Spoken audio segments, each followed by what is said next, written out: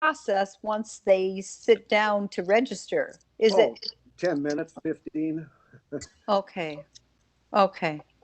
Darn, But the that's university, surprising. because most of them had moved this year, because of the dorms closing in the spring, and then Yeah. coming back this fall, and their brand new classes, they lost their registrations from the Okay, I'm April going to of mute previous myself. years. Oh, so they didn't have that list like they typically would have. Is that Well, they true? have it, but if you moved rooms, you got to re-register. Oh, wow. Wow. Okay.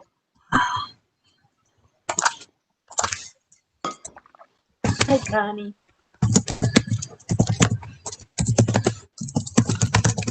I guess I'm unmuted. I'm here.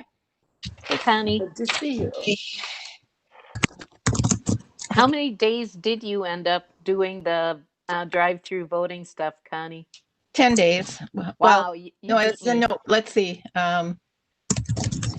I didn't do Wednesdays, but then I did Saturday. So yeah, 2 weeks. Yeah. I I'm almost thawed out. And then look at the day we had I yesterday. know. Why couldn't it have been this week, right? Right. Oh, wow. That Wow. was Well, you are a truly saint. cruel. Cruel. The good weather, Yes. the good And weather is a and reward for your service. yeah. Yeah. Now what are you going to do for fun when it's so nice out, Connie? I'm sure I can find numerous things to do. But if I never see another absentee ballot envelope, it'll be too soon. I bet. Yeah. Mm. Yeah, and then I worked yesterday until about 10:30, 11 o'clock last night. So Oh, So at the polls. yeah, I yeah. was curious.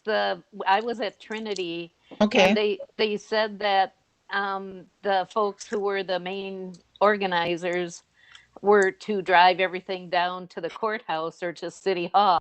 City Hall, Um, yeah. shouldn't they have like a police escort or something? No, I there's nothing valuable that they're carrying. They're not carrying the ballots. Well, they're carrying the ballots, but they've been digitally inputted into the city.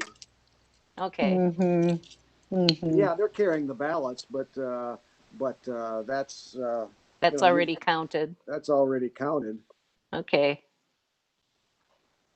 They go Hi, Kathy on digitally. the phone. Am I getting through? Yeah, hi There you Kathy on are. the phone. Hey, Good to hear your voice. Yeah, it is.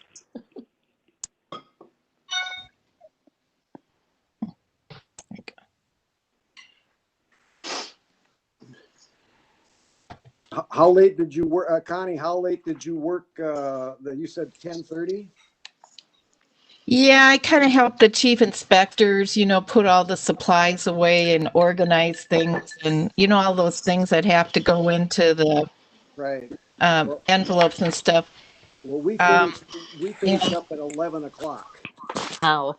at the city well, hall. At City my Hall. two chief Wow. inspectors were still there when I left about 10:45, I think is when I checked out, and they were still trying to figure it out. So I think Wow. our count came out okay. I don't think it was an issue with the count. I don't. long We were the day. second group completed. So Well, we have two wards, but one of them is much larger than the other. yeah. Chair Smyer, this is Samantha. Do you want to do a sound check? Yeah. Well, I think I worked it out, Samantha. Can you hear me now? I can. Fantastic. Okay, we're good. I think it was a fluke in the county's WebEx that I was running across. So Well, hopefully it's corrected now. Sounds like it. apparently, Until they update it. that'll be in 10 minutes, Catherine. Yeah, my system said it was going to do an auto reboot and upgrade some stuff. I'm hoping it doesn't happen until like midnight. It says it's later this evening, so. Maybe we'll be adjourned faster than we thought. Hope that happens. We're gonna- So that was an update of WebEx? Or No, update- our iPads. Oh, Our yeah, iPad will be yeah. updated. Mine came just about a week ago. It updated. Well, I keep delaying mine. Oh, well, maybe that's it. But I think you have to have yours plugged into a electrical outlet. So if you've got your earbuds in, that's not going to happen. There you go. You're okay.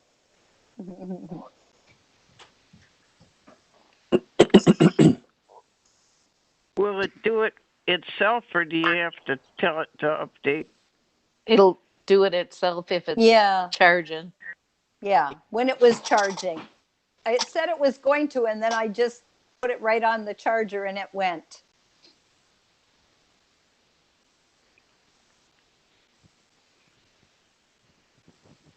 We have 4 minutes, supervisors.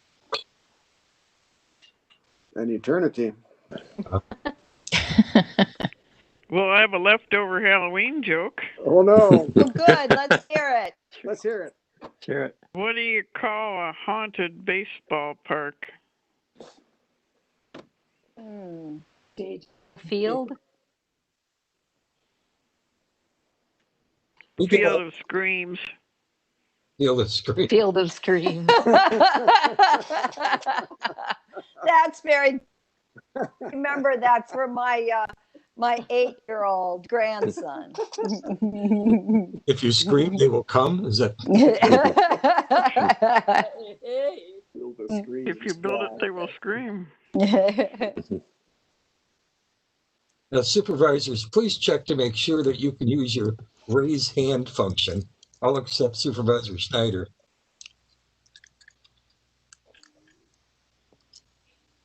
We just raised Cain.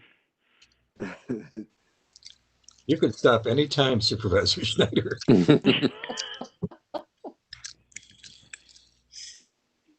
Is mine raised, Nick? This is Jim. Yes. And I see Joe Knight. I see Don Mowry, Mark Beckfield, Martha Neiman, Mr. Johnson, Mr. Christopherson. Is there anyone having trouble? Ray Raise Henning, your did you hand get if you're having mine? trouble. Sorry? Did you see me wave? Ray Henning? I always see you, Ray. You see me waving? Actually, yeah, I see you waving. Supervisor Henning, actually don't see your hand. Well, I had it up I'm there. looking. I'll try it Real again. hand. His real hand. This is Supervisor Zook. Is my hand up? Scroll around to find it. Hold on a second. Yes, it is. Yes, it is. Okay, thank you. This is Supervisor Gatlin. Is my hand up? Okay. Every time you ask, I have to go through the whole list. I think so. I guess I see it in the list, so it must be. Do you folks, when a hand is raised, do you folks see it on the list? Yes. I see Yeah. Jerry Wilkie's hand raised. Okay. I see Connie Russell's. Yeah. Chris Humbeck. Not looking at mine. That's good enough. Please lower your hands. We have about a minute to go to start. Are we also going to use the chat for? You may use the chat, but for be recognized by the chair, I'm going to ask that you use your raise hand function, and Samantha's going to help me. Everyone except Supervisor Schneider, who will just shout out. My raised hand isn't raising. Are you in the smiley face, Colleen? You got to go to the smiley face and push on that. And then to the left, it says raise hand. Hit the smiley face. Oh, I see it. I see it. There you go. Okay. And then can I ask about when you want to put something in the chat? It's chat all panelists, chat with all attendees, or chat with everyone? What do you use? You have to go to Samantha. She's the host. Okay. Got it. Thank I'm you. going to be relying on her. Supervisors, it is now 7 o'clock. I call to order this regular meeting of the of the Eau Claire County Board of Supervisors on this Tuesday, November the 4th. The first item on our agenda will be the honoring of the flag, followed by a moment of reflection by Supervisor Russell. Please unmute for a moment for honoring the flag. And together, I pledge allegiance To the flag Allegiance I, to the flag of the United States of America, and to the and to the republic republic for which it for which it stands, stands, nation, one nation, under God, God, indivisible, with liberty liberty and justice for all. Please mute Supervisor Russell. Thank you. Last November, when we met to consider the budget for the year 2020, we made some assumptions, mostly based on past experience and reasonable expectations of future opportunities and challenges. But I doubt that any of us anticipated the changes that would befall us this year, affecting nearly every aspect of our lives, our personal and social lives, our work and organizational lives. We're grappling with how to manage a public health crisis, how to stay safe personally and as a community, how to generally carry on faced with so many limitations. We've had to learn new ways to conduct business and connect with others, new ways to teach, to learn, to worship, to grieve, to celebrate, and to vote. It takes intentional effort to find something positive in the daily blitz of coping with the many painful aspects of this ongoing struggle. But I'm encouraged every day by someone's comment or observation, some writing that suggests that some of the changes could stick because we've been forced to consider a different way of doing things. Maybe the most hopeful thing we can say is that it's given us time to reflect on our priorities and what matters most, and to tune out the noise. Certainly 2020 has forced us to reflect both as individuals and collectively, to really appreciate what we've had to give up and reinvigorate our appreciation for so many things we've taken for granted. We may not be able to predict or control the future, but we can adapt. As one saying advises, when the wind doesn't blow your way, adjust the sails. Well, we've been doing a lot of sail adjusting for the past 8 months. We have so many people to acknowledge and thank for stepping up and making sacrifices and adjusting to new realities. To all the county employees, the leaders in our community for pulling together, and all the folks whose ingenuity figured out new ways to get things done and who use their skills and talents to contribute to helping others get through this trying time. Thank you. The budget we approved tonight is a plan for the future. As we plan for that future, let's believe in our capacity to adapt, remembering that with adversity comes opportunity. Infuse a spirit of cooperation, pulling together, not apart, and tap into our collective creative powers in serving our community and caring for all of those living in it. Thank you. Next on our agenda is the roll call. Clerk Loomis, will you please do the roll call? Supervisors, please unmute for the roll call. Supervisor Gibson? Present. McKinney? Present. Knight? Here. Pagonis? Here. Anton? Here. Thank you. Zook? Here. Chilson? Supervisor Chilson? Supervisor Stelgis? Here. Maury? Present. Coffee? Here. Henning? Here. Bates? Here. I did see Bates on earlier, so I'm going to consider her present. She said Russell? here. Oh, thank you. Russell? Here. Gatlin? Present. Smyer? Here. Hambick Boyle? Here. Neiman? Here. Thank you. Gunning? Here. Wilkie? Here. Anderson? Supervisor Anderson? Supervisor Beckfield? Here. Schneider? Here. Leary? Here. DeLuca? Here. Jansen? Here. I did see, thank you. Schraffnagel? Here. Roberts? Here. Frank? Here. And Christofferson. Present. I show that there is 27 present and 2 absent. The absents are Supervisor Chilson and Supervisor Anderson. If they're present, please indicate so. Okay, we have 27, we have quorum. Thank you.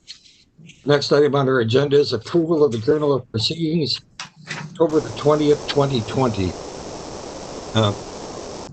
For almost all of the votes tonight, we're going to do roll call, but with this exception, we'll do this one by voice vote. So moved. Bates. I'm sorry, who moved approval? Bates. Bates moves approval. Second. Supervisor Gibson. Supervisor Gibson, second. Any changes, deletions, corrections to the Journal of Proceedings? I hear none. Supervisors, please unmute. All those in favor of approving the Journal of Proceedings of October the 20th, 2020, please indicate by saying aye. Aye. All those opposed by nay. I hear no nays. It is unanimous. Thank you. The next item on our agenda is public hearing on the annual budget. Before we do that, even though we have it printed here, I would like to read the section from our code regarding this. This is section 2.04.010C. The meeting on the first Tuesday of November in each year shall be the annual meeting, at which time the board shall conduct a public hearing on and thereafter adopt the county budget and tax levy for the ensuing fiscal year, in addition to its regular business. Unless otherwise ordered, the board shall adjourn at 11 p.m. until 1 p.m. the next day until the business of the annual meeting is concluded. With a brief presentation, I call on County Administrator Schaaf. Thank you, Chair Smyer. I will be sharing my screen shortly here, which will put the presentation that was sent to the board members up earlier today.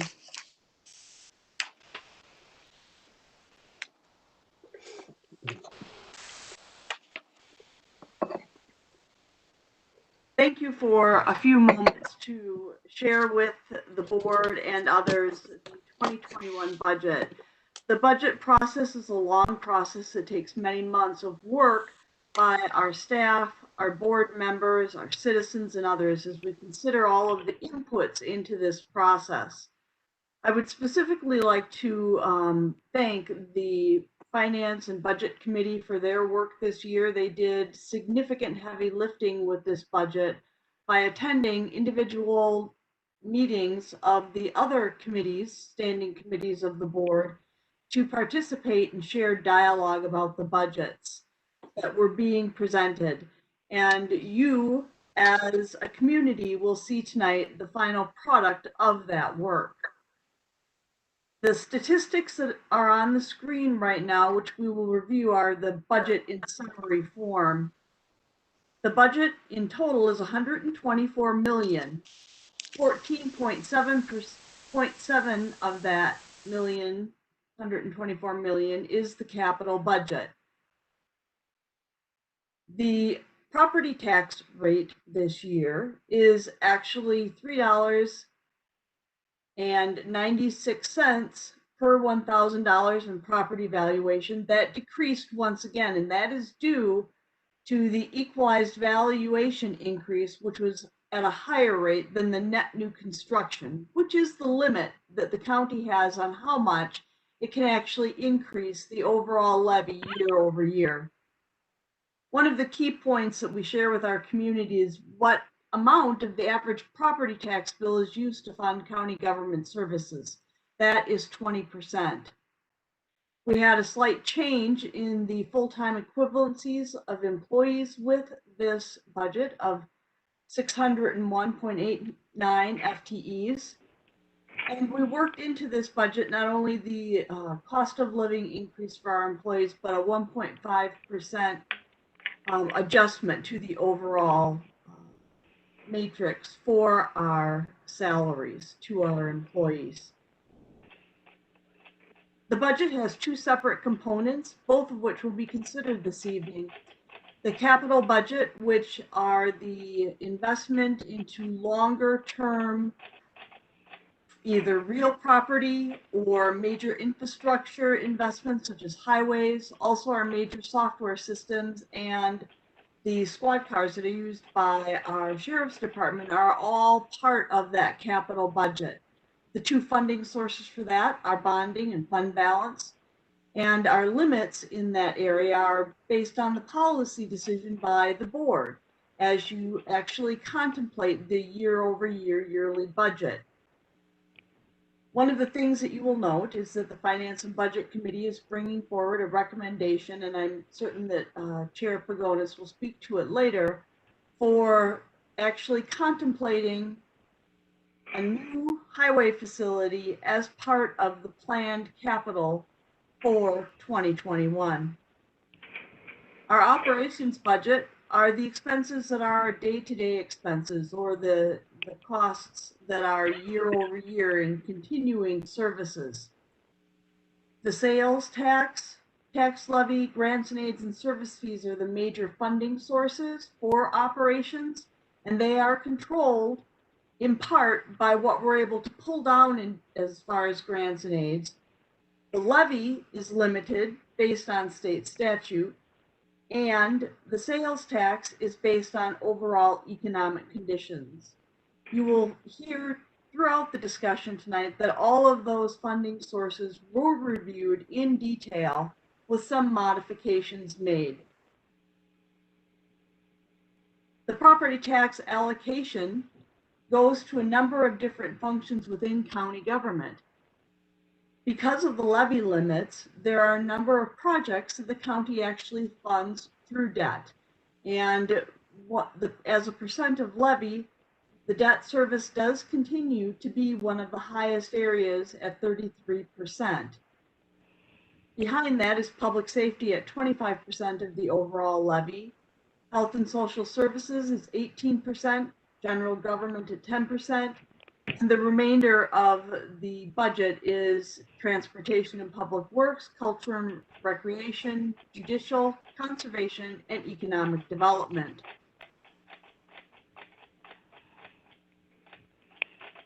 The budget is 4 different things. It's our policy document. It's reflective of our constituency's desired service and the type of service. And it encompasses the unique flavor of the locality. Oftentimes we'll use other county governments as a benchmark. Out of the 72 counties, though, if you ask, what do you know about other counties if you look at one county? And the answer to that is, if you've seen one county, you've seen one county. Each is different in the way that it approaches its work and it meets the needs of its local constituency. The budget also provides us with an operations guide. It directs the policy direction that is desired by the board in a detailed form so that the staff of the county and its oversight committees can actually implement the desired policy outcomes on behalf of the board.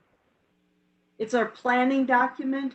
It actually embodies our mission, our vision, and our goals that are incorporated as part of the strategic plan, but also other planning documents. There are a number of plans that the county actually works through. Some of them are 5-year in duration, some of them are 10-year, but all of those plans also help inform the year-over-year budget process. And the budget is our communications device. It is one avenue of providing transparency, accountability, and information to our electorate about the types of services we provide and at what level.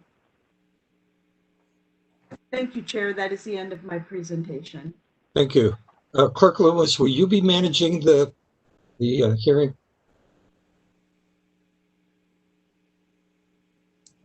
I just for understanding, there is no one that wishes to speak that we know of at this point. Okay. That's what you're talking about. Yes, I am. Samantha, is that also true of you? That is correct. I received no indication of public comments tonight. Oh, okay. I think this is a first. Is there any member of the public who wishes to speak this evening? Is there any member of the public who wishes to speak? For the third time, any member of the public who wishes to speak? I hear none. The chair will entertain a motion to close the public hearing. Supervisor Neiman, I so move. Thank you. Moved by Supervisor Neiman, Supervisor Gatlin, I second. second by Supervisor Gatlin. All those in favor indicate by saying, I have to unmute first, indicate by saying aye. Aye. Aye. Aye. All those opposed by nay. No nays, it is unanimous. Thank you.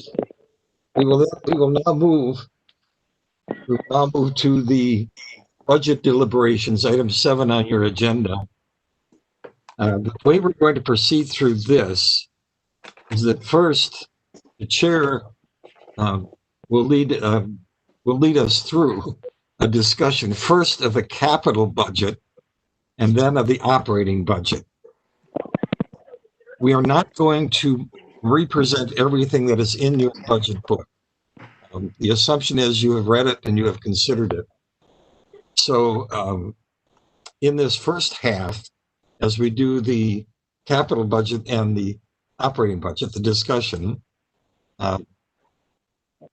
it's open to your comments. We don't make any amendments until we go to the second half. We'll come back to the capital budget. The chair will ask for any amendments in the capital budget, and then we will do the operating budget, department by department. And when we do that, we are not representing every budget. We are going to ask that the chair of the oversight committee for that division to present any discussion, anything related to an amendment, and then the floor will be open for first amendments offered by the Committee on Finance and Budget, and then by amendments offered in advance by supervisors, and then amendments from the floor. So this is how we're going to proceed. First, in regard to the capital budget, I'm going to call on Director Kirk to do an opening comment. Director Kirk. Thank you, Mr. Chair. The capital budget is outlined in the budget book on page 49, and the administrator provided a little bit of context for it. It does, in the administrator's recommendation, include capital that would be funded by borrowing to the extent of $9.9 million. There is other funding that also makes up the capital budget, some of which is grants and aids, particularly in the airport. We have the vehicle registration fee that is approximately $2.4 million that funds projects within the highway department. And then there are some other capital that are funded by charges and fees. And when you get to the amendments, you'll see that there are some rather significant amendments related to capital, but in terms of the recommended, administrator's recommended budget, that's the capital that you'll see on page 49. Okay, thank you. The floor is now open for discussion. I think what I would like to do at this point is call on the Chair of Budget and Finance for comments related to the capital budget. Thank you, Mr. Chair. This is Supervisor Pagonis. I did have my hand raised to review. Well, that's okay. And I'll try and remember to take it down. But just on the capital budget portion, I thought it might be more expedient if the amendment that Finance and Budget is presenting as it relates to the capital budget would be done as we're on this section. So I guess it's completely up to the chair. I can hold it. Well, what the chair would prefer is that the amendment itself come up in that second section.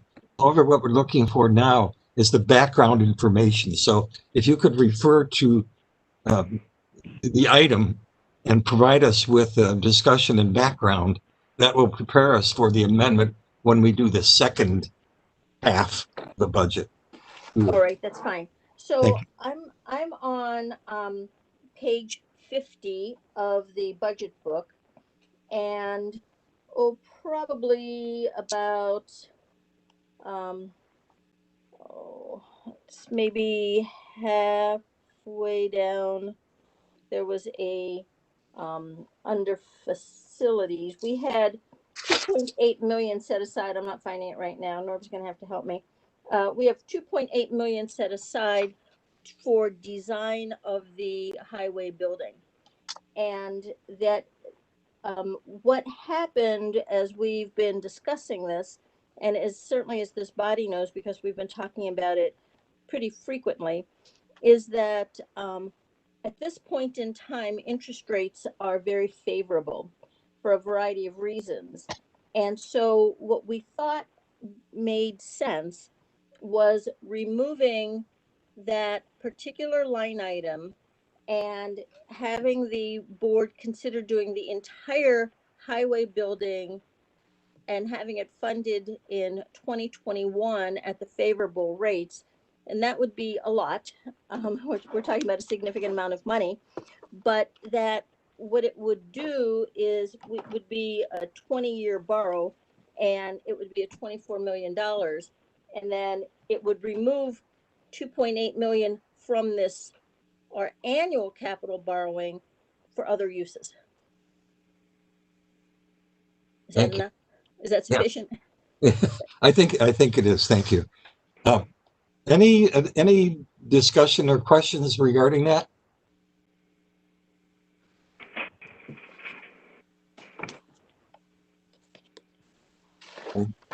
Oh, Supervisor DeLuca.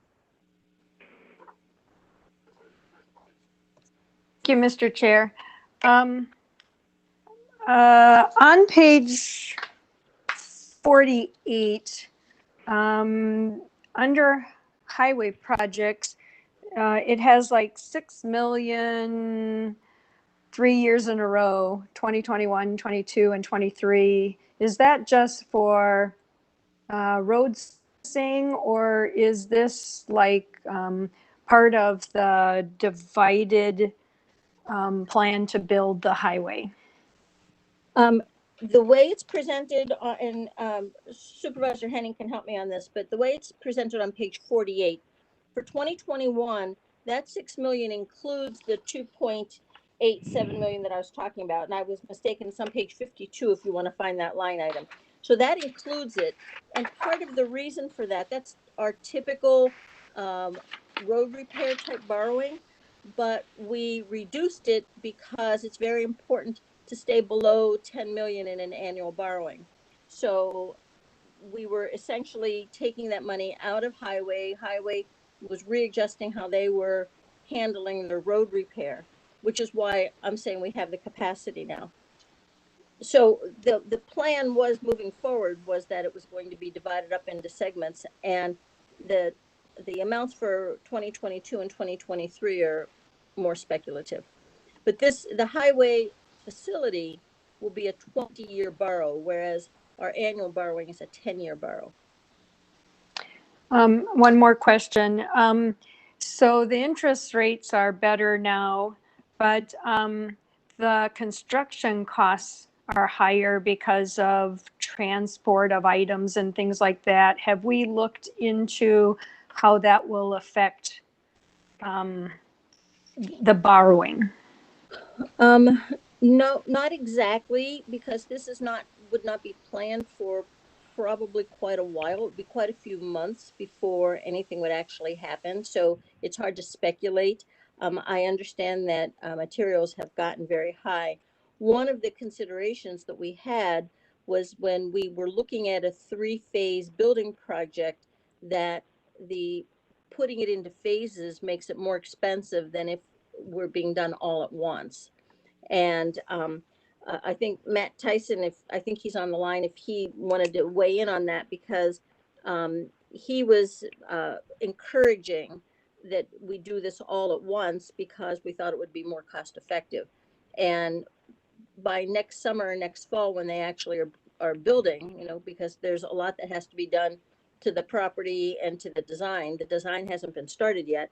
So it'll be quite a while. We don't have any idea what's the building material costs are going to be, whether they're going to remain very high. What is the time frame that we would expect that the building would be finalized by? I'm not sure I understand the question. We would do the borrowing up front, and then we would have to contract with a contractor to do the design, and then we would have to go through and actually build the building. So there's a lot that has to get done that hasn't even begun. Excuse me, I see Supervisor Henning's hand raised. I'm assuming he wants to contribute to this. And he would be more competent than I am on this. Supervisor Henning.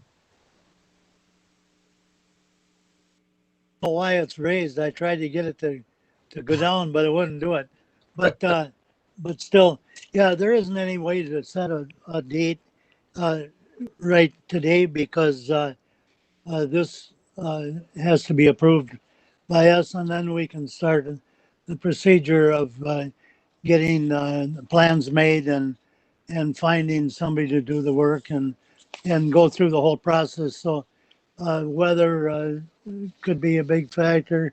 There's so many things that could slow us down or speed us up. So we really can't give anybody a date that would be honest. So, but the quicker we can get it done, the quicker we can sell the building to Altoona and get some revenue back and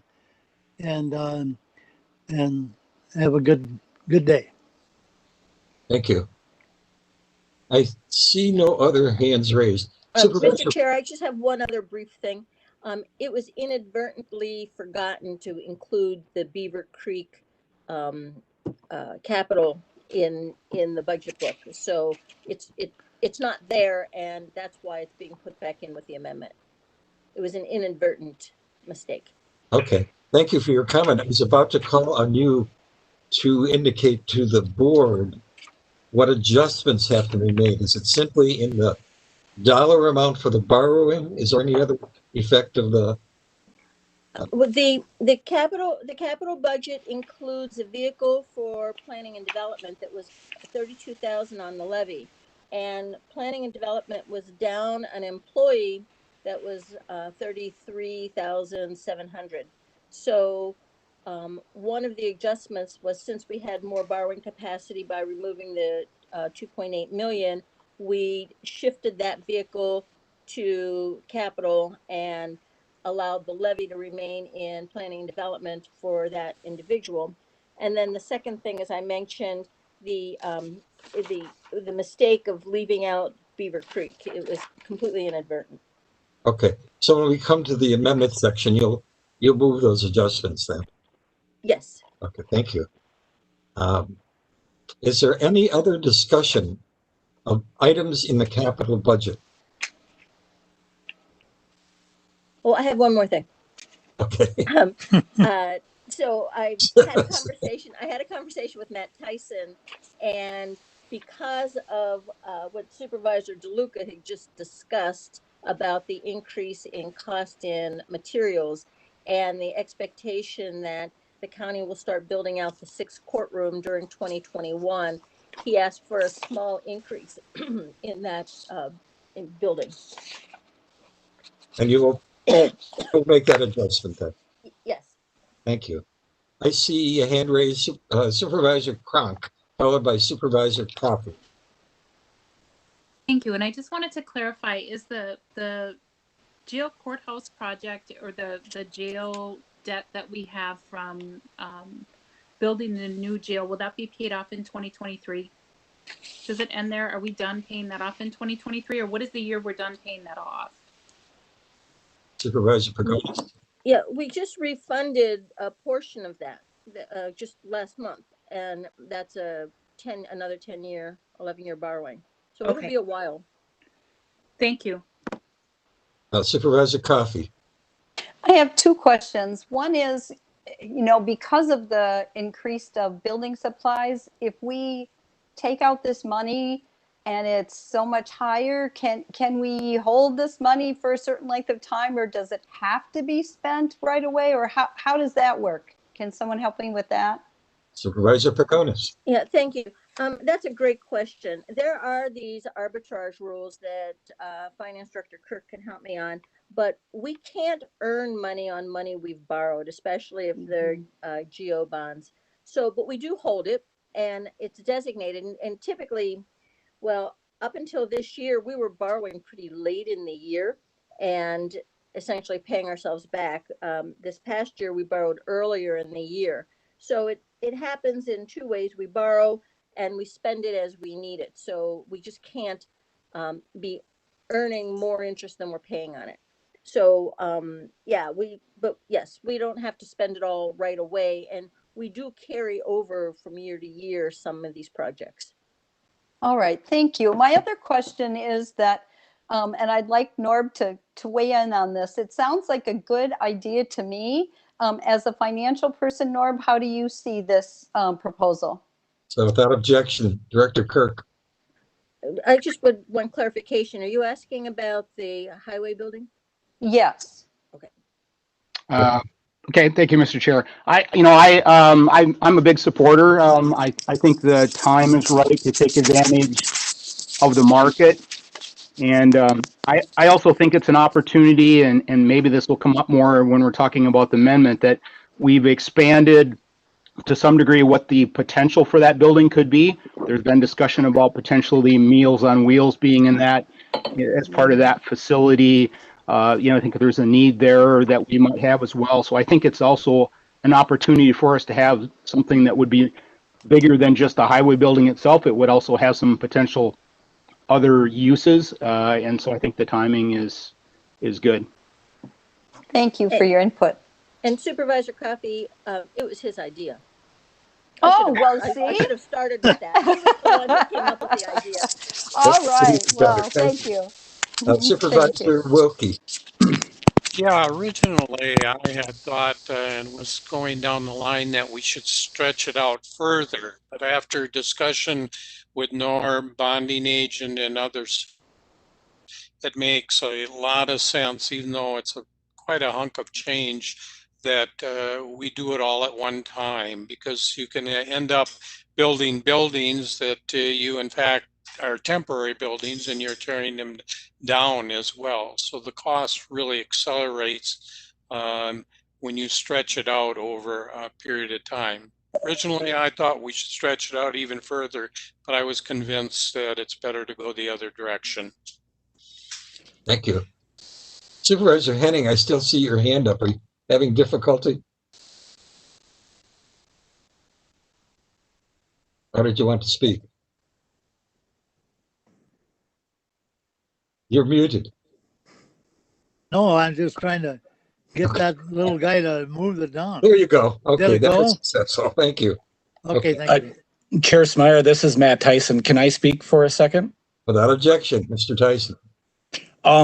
We did have several conversations with architectural firms, and they did confirm with us that if we stretch this out to a phased approach, that we could expect 20 to 25% increased cost to the project to do the phased approach. And to answer on the timeline, it would all be dependent on approvals, but we expect the design period to last approximately 6 months. And once we actually start construction, we expect that to last approximately 18 months. Thank you. So the Supervisor Pagonis, when we come to the second half of this process tonight, you will be offering an amendment regarding the borrowing and the vehicle. And what was the third item? Well, in capital, it would yes. be one would be the highway building, and then there are three other capital items: a vehicle for planning development, the 75,000, which is our annual to Beaver Creek, and the third item is an additional 50,000 for the 6th courtroom. Okay. Those are the capital. Thank you. Yes. Is there any discussion of any of those items? I see no hands raised. Okay, last shot at this. Is there any other discussion of items in the capital budget?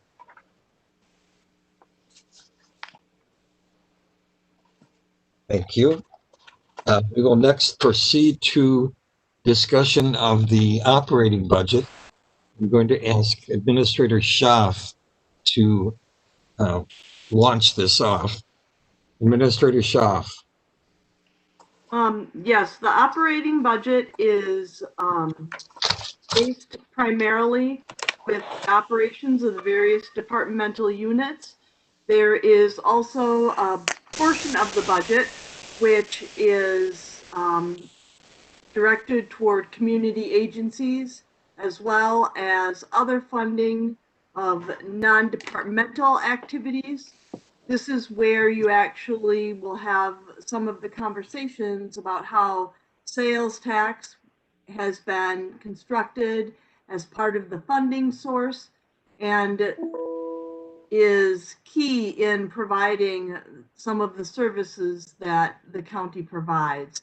And so I believe that the intention of the chair is to actually walk through each departmental area and see if there are questions in those areas. That's right. But again, a reminder, we're not re-presenting everything that is in the budget book. We make the assumption that you have read and considered these things. And I'm going to ask the oversight chairs as we go through, be available to answer questions and so on. And I'm going to take it in alphabetical order as it is in the book, beginning with administration. Since I'm sitting in the chair, I'm going to ask Administrator Schaaf to be available for that. So questions, discussion about the administration budget.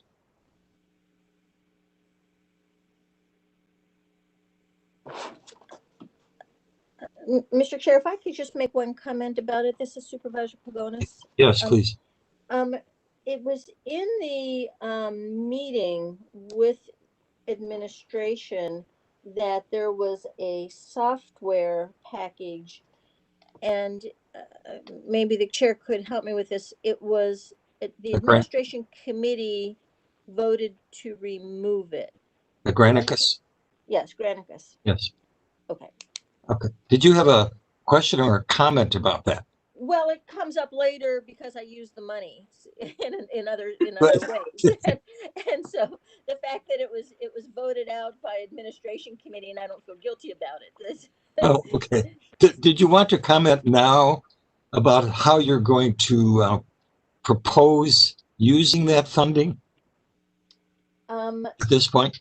Well, actually, the majority of the funding for Granicus is should come from the comments from Supervisor Dunning, because he's going to be using 28,000 of it in his amendment to in the change in the planning and development. We were taking 29,000 and dropping it into contingency, and Supervisor Dunning's popping it back out of contingency for a change. So that's how it's being used. All right. Well, that's the reason why we're stepping through this now, because there will be some shifting from here to there, from between units and so on. So thank you for your comment, and we'll rely on Supervisor Dunning as we go through to make his comment. Anything else on administration? Next is ADRC.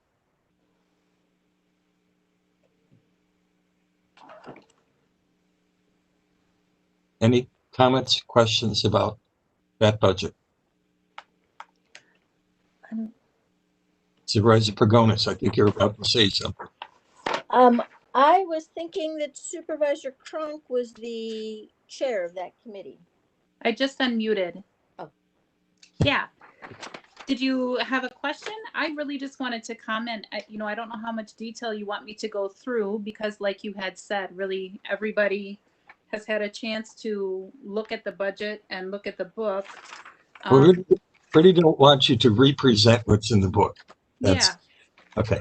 I will say that I'm really proud of the work that this department has done, many of the departments, but this department has done through COVID as they work to care for some of our most vulnerable populations.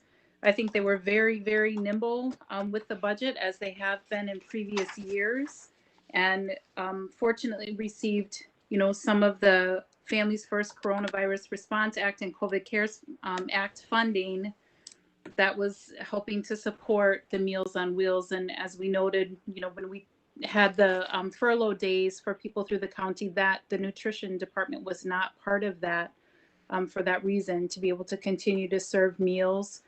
We've seen an increase, and as was remarked upon in the capital budget, they potentially are looking at collaborating perhaps with that new building to have a centralized kitchen there, mostly due to the increases, also because the rent where we're currently at is quite high, and the kitchen probably will need some work, and the department itself, the budget is responsible for fixing things when they break. So I think that is really, I think they've done a great job on this budget, and if there's questions, I'd be happy to answer to the best of my ability.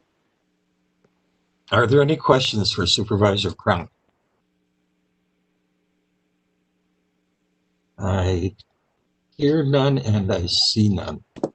Thank you. As we go through and as I announce the unit, I want the chair of the Oversight Committee to indicate her or his presence.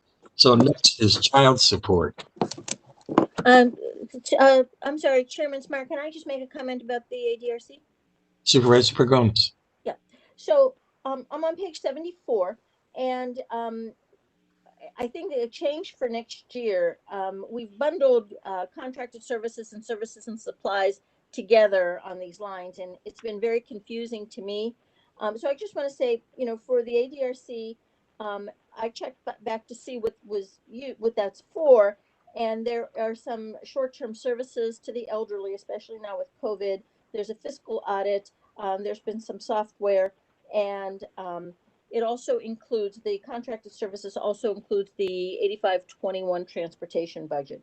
And then the supplies is just the standard office supplies. Thank you for the clarification. Any other questions or discussion regarding ADRC? I see no hands raised and I hear no voices. Child support.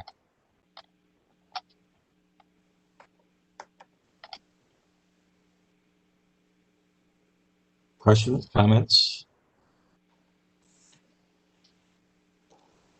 Next is the Chippewa Valley Regional Airport. Comment about child support? Oh, sorry.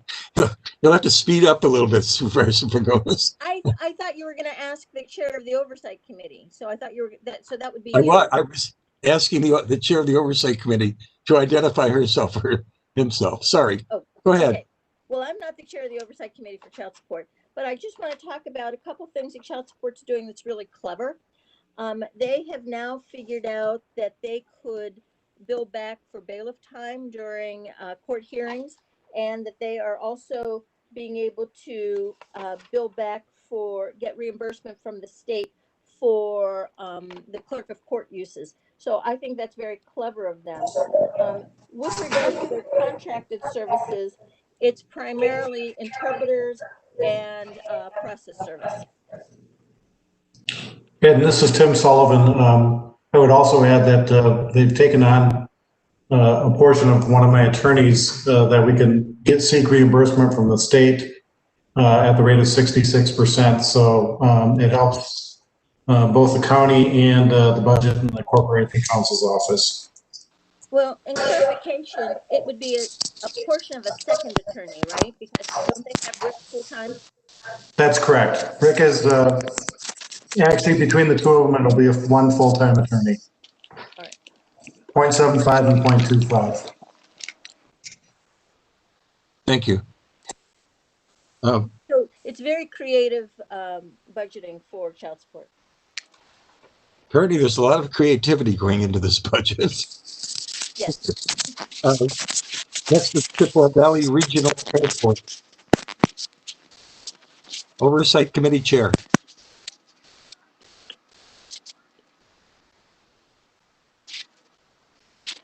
Now I'll call for discussions or questions. I see no hands raised, and I hear no voices. Oh, I'm sorry. Supervisor DeLuca. Thank you, Mr. Chair. I want to say thank you to the county board for giving the neighbors surrounding the airport another chance at a public hearing, and I hope that they share the concerns or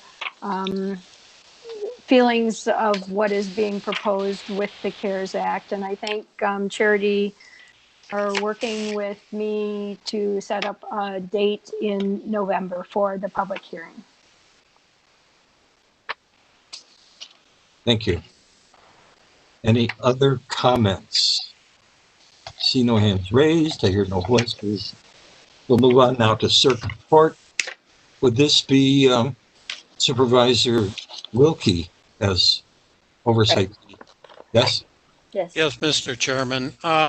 Yes, the Governing Committee, Judiciary and Law did review their budget and approved it as it was presented to them, to us. It came in with a 5% reduction that was requested. I should note that where it's been helpful, expenses has been with interpreter expenses being less because they have been able to have them appear via Zoom. Their plan at this point is, as they go into 2021, to continue that for the full calendar year. And they do continue to collect state debt collections, SDC, revenue, as well as custody hearings. They've been using video conferencing or Zoom. Thank you. Any questions or discussion regarding Circuit Court? I see no hands raised, no voices. Okay, we'll move on then to Clerk of Courts. Which Oversight Committee Chair will speak to Clerk of Court? Supervisor Wilkie. Okay, then, yeah. Supervisor Wilkie, any questions for Supervisor Wilkie? Well, comments, Mr. Chairman. The Clerk of Courts also was successful in complying with the 5% reduction that was requested. And the Committee on Judiciary and Law supported that. And if my memory is correct, that's consistent with the administrator's recommendation. Significant things that are happening there has been they had a number of vacancies during the year. Some of them were caused through promotion, and they try to encourage promotion within, which is a good thing, but they had to deal with about 7 vacancies. They have 2 vacancies left to fill, and they're hopefully going to have those filled shortly in November, and the other one in January. They've had one challenge, and maybe Budget and Finance Chair may want to speak to this, but they've had to use crime scene tape and folding tables to do social distancing in their front lobby.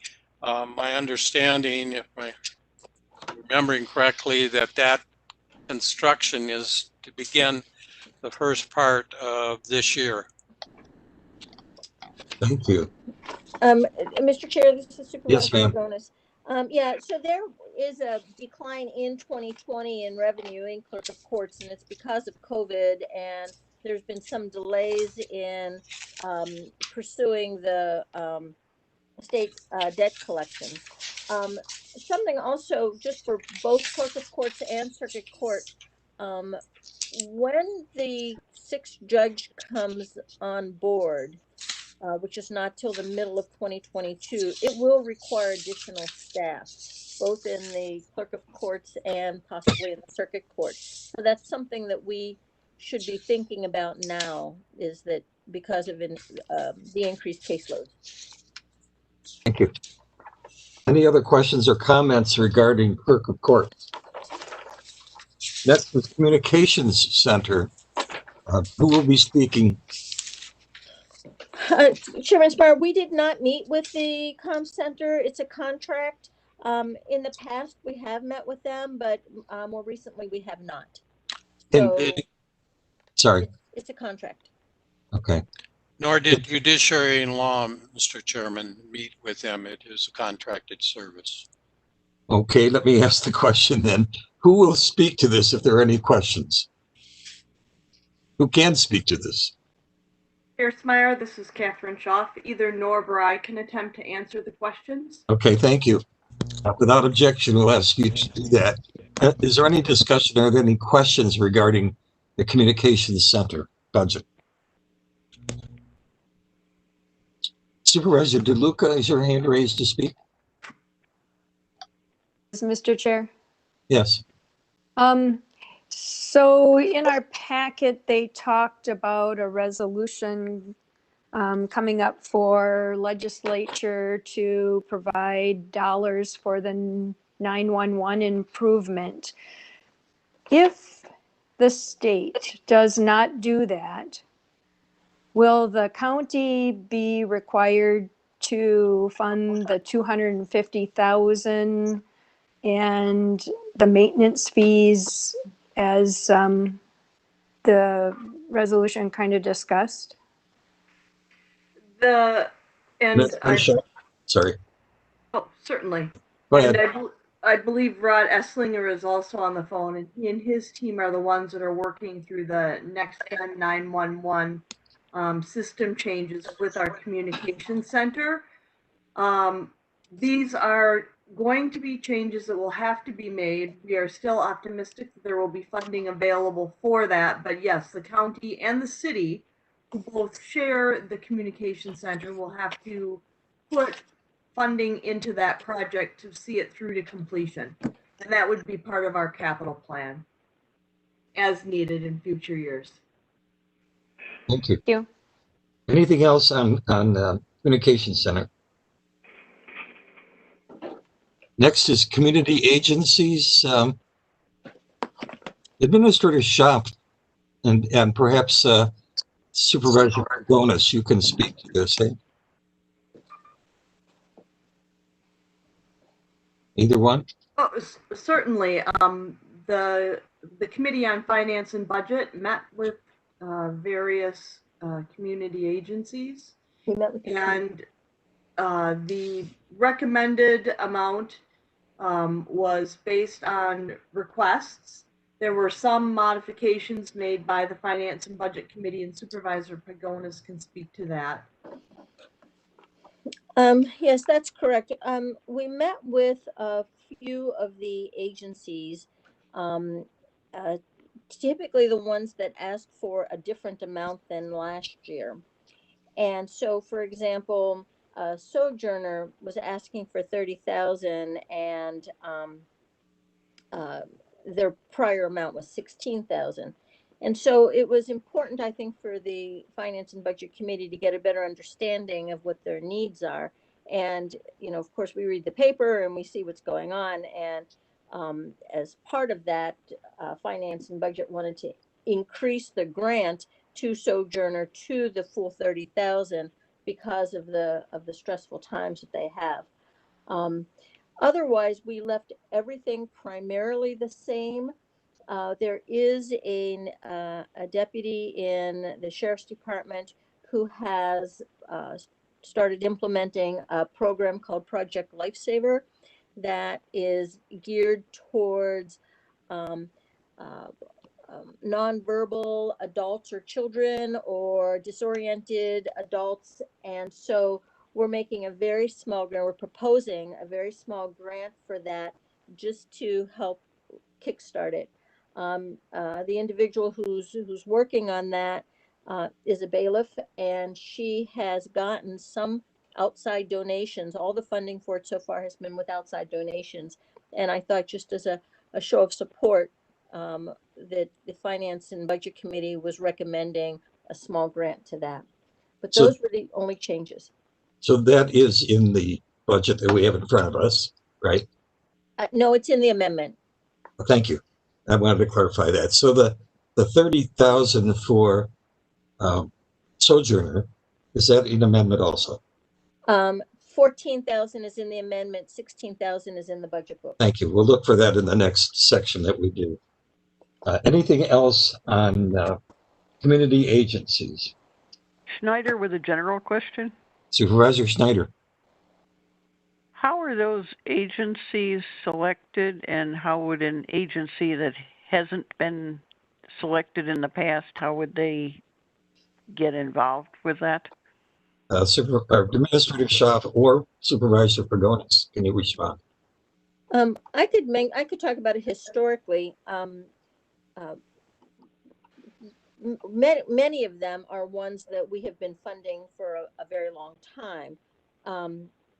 And I think Supervisor Bates would remember when the Family Resource Center was created, and you and I both encouraged the Family Resource Center to come and look for grants at the through the county. So that's basically word of mouth. My guess is that the agencies are aware of it. The agencies are aware that the county does give out some grants, and so it's primarily with that. The center section, if you're on page 113, the center section, county priorities and contracts, is pretty apparent that we do have contracts. So there are some things that we don't change, like tri-mediation. But the prevention programs are ones that you know, we do some outreach, and I think they're aware of it. And I think that Supervisor Bates might comment on it, because she's been involved in all of these for a long time. Before we do that, Supervisor Pagonis, if I remember correctly, we have state statute justification for these contributions. Am I correct? Well, yes. Attorney Zames and I disagreed on it. I think that the county has broad authority to grant, to give a grant to a community agency that is involved in arts, leisure, community welfare. And so I think that there is broad authority within Wisconsin statute. I'm going to say 49, but it might be 46. So, I mean, I think there's out there. I mean, we've been pretty aggressive about wanting to be supportive of the homeless shelters, for example. And so, you know, yes, there is state statute that permits it. So to answer Supervisor Schneider's question, who or which part of county government would be approached by an agency seeking to be added to that list? So they could actually contact either the administration office or finance and budget. We have forms that are required to be filled out in order to obtain funding. And as Supervisor Pagonis indicated, there usually is that analysis to make sure that it's within the ability of county government to fund that activity. And I think Supervisor Bates should comment on this. Thank you. Follow-up question, when during the year would they approach that, like in the summer? That would be best. They could approach it at any time, but summer would be best. Work Council South, we're getting a lot of noise. Thank you. Maybe just a comment, All right. Mr. Chair. Then we'll go to Corp Council. Obviously, wants to speak. Go ahead, Supervisor Bates. Thank you. I think that always, it turns out that when we have a lot of nonprofits in the area that really and truly fit in very well with a lot of our programming. And often, if we look at some of the contributions they make in the community to really cut down on what we have to provide as services, it makes sense to partner with them because really and truly it reduces our costs and it makes us a better community member. I don't think any of us are really able in many cases to do every single thing that we would like to do. It's only when we become partners with agencies in the community that often it cuts down their need to be able to depend on us and also makes it available to the general public. So it's been a good partnership over the years, and I do consider it that. It isn't just a giveaway. It really is a contribution to keeping our community more stable in so many ways. Before we go on, I have one more comment on this one. So, is that Supervisor Pagonis? yes, there is one new agency on the list, and that's Friends of the Fair. And I don't, someone from Extension, maybe Supervisor Maury could comment on this. It's a small grant, but it's to replace funding that was removed from the Extension office. Before we go on, just for purposes of clarity, I know the Corp Council wants to make comment, and I also see hands raised by Supervisor Coffey and Supervisor McKinney. So I'm going to go first to Corp Council. I was just going to say briefly on the issue of community foundations that there is a list that had been prepared by Keith Ames. I have not reviewed it in some time, but I know that it was based on statutory requirements of who the county government can and cannot provide funding to. So if somebody did want to request funds from the county, we would have to review those statutory requirements and make a decision whether or not they would qualify under the law. So that's the part that Supervisor Pagonis, I believe, was talking about that she disagreed with Corporation Council's aims about. So, right. So the agency that would seek to be added to the list, this is to answer Supervisor Schneider's question, would approach you, right? I'm sorry. I think it would go to administration, and then administration would ask me. Okay. I was just trying to answer her question. So Supervisor McKinney, followed by Supervisor Cox. Thank you. Just some curiosity. Probably this was explained in the current budget for 2020, but the Valley Media Works not being funded. What's the explanation that funding stopped? That's been moved to the IS budget. To the what? To Information Services budget. Oh, okay. Thank you. Supervisor Coffey. Supervisor Coffey? Are you there? There you are. I didn't unmute. I'm sorry. I first want to thank Supervisor Pagonis and Bates for the work they've done to make this happen, because I think this community work is vital.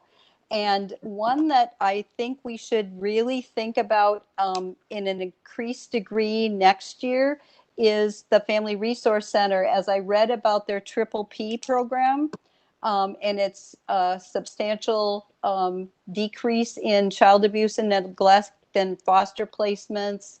I think we should watch this program, which is a 3-year program, and see how it's doing and give them some support to keep that a program and be very proactive and preventive. I think we should look at that to increase it for next year. Thank you. Supervisor Coffey, I agree with you. I think you're reading my mind, because I approached the Family Resource Center to see if they would entertain having parenting classes as some type of alternative to incarceration. And so, you know, pushing it through the CJCC and having those individuals who are on paper for whatever reason, you know, if they have children, it might be very beneficial for them to do something through the Family Resource Center. Thank you. Supervisor Cronk. Thank you, Mr. Chair. Just some comments on this, and I too want to thank the agencies listed here and acknowledge the work that's being done in the community, the vital work that's being done in the community. Just a couple of comments. As I learned, some counties in Minnesota are now requiring that anybody that contracts or does business with their counties has to also provide, as part of their ask for funding or their request for proposals, there has to be their racial equity statement listed when they're asking for funding or within their potential contracts. And I think that's something that we as a board really need to consider as making part of this budget, not this budget in the future, that's how we decide that we want to do business. That needs to be a requirement. And also just moving forward with our budget process, you know, I'll continue to say we all unanimously approved the racism as a public health crisis resolution earlier this summer. And it's really up to each of us to ensure that in our spheres of influence, in our departments, in the committees that we serve on, that is also part of our budget detail each year moving forward. That needs to be in there. We all agreed on that, and I think we all need to ensure that each of us are being accountable to that, and that's listed not only in the work, in the prevention, in the repair, and in our separate budgets that we're bringing forward. So that's my ask to each of us. And I also wanted to highlight the work as we're talking about potential increases and really the work that's being done. I want to highlight the Eau Claire Restorative Justice Program and just say that too is work as we're looking to, create public safety, reduce violence, and really lean into accountability for people. That accountability is an extremely active process. So as we see talk of perhaps increasing jail space or lack of monies or staff for prevention, which I disagree with, but we can move on to we can talk about that a little later. That is something that I think we really need to expand upon. And I believe in our jail population study that commenced last year, there were only like 22 or 23 cases. And when I say cases, the cases are people, the cases that were referred to the Eau Claire Restorative Justice Program that were adults. So we know that they work a lot with our youth. But that is something that I'm really determined that we expand upon.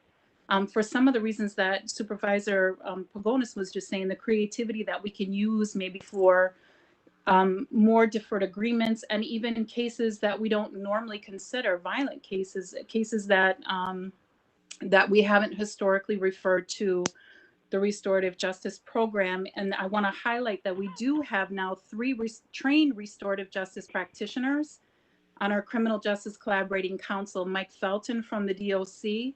We have LaRue Pierce now from the university, as well as the new Restorative Justice Coordinator, who is Tim Wabernick's predecessor. And I apologize, I don't remember his name off the top of my head. So there really is no reason that we shouldn't be expanding referrals to this program and others. And we really need to be creative about that, especially as we're talking about increased felony filings through the district attorney's office and the potential, or that we are expanding our courts. So I just wanted to make that comment and highlight that in the work that they do, and that it really could be expanded with creativity to our adult population as well. So thank you. And I'd like to comment on that, please. Go ahead. So I agree completely with Supervisor Cronk. The amount you see in the book, the $38,668, is actually 1/2 of the restorative justice grant. So for many years, our grant to them is about 78,000.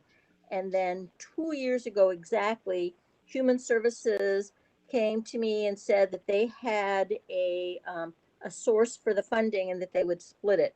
So half of the funding for restorative justice is here and half of it is in the Human Services budget.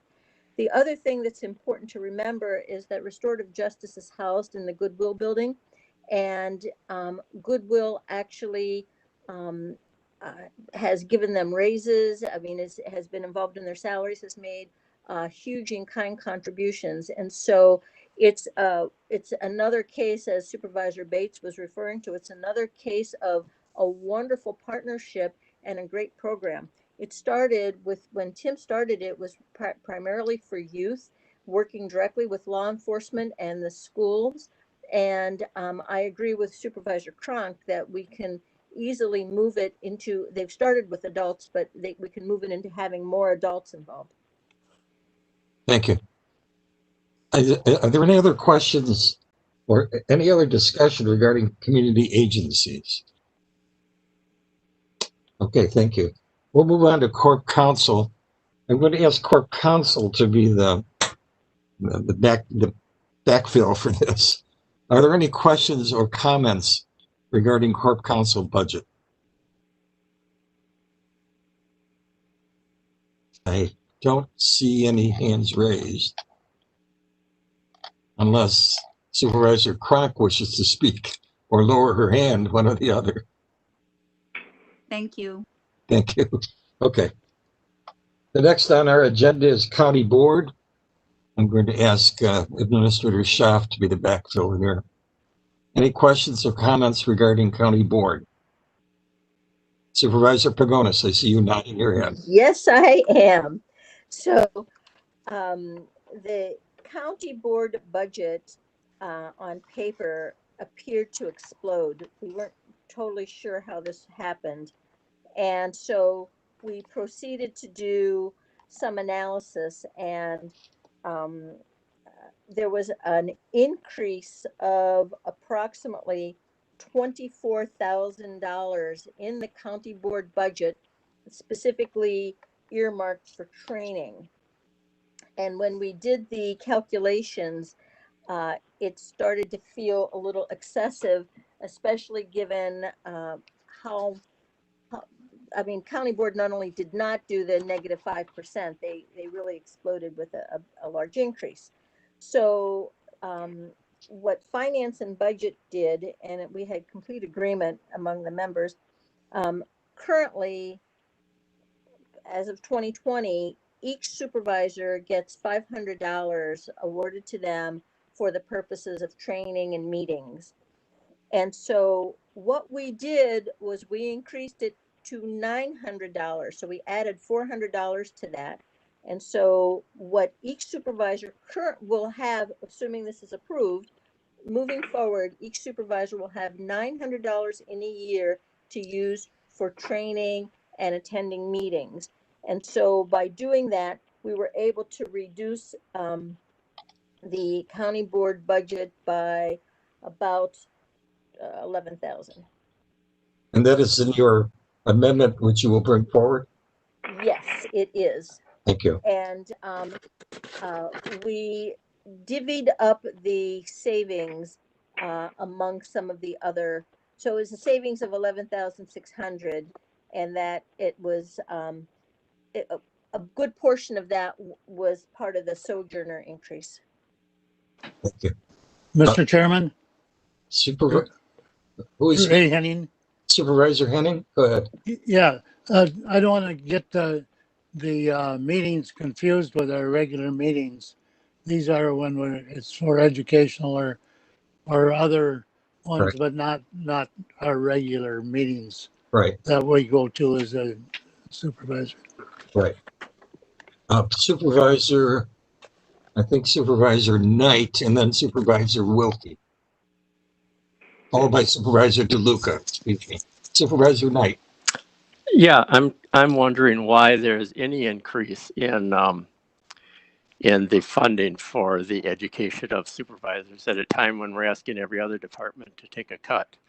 and we're asking staff to take a cut apparently in their health savings accounts. Administrator Schaaf, do you want to respond to that? Yes, I can.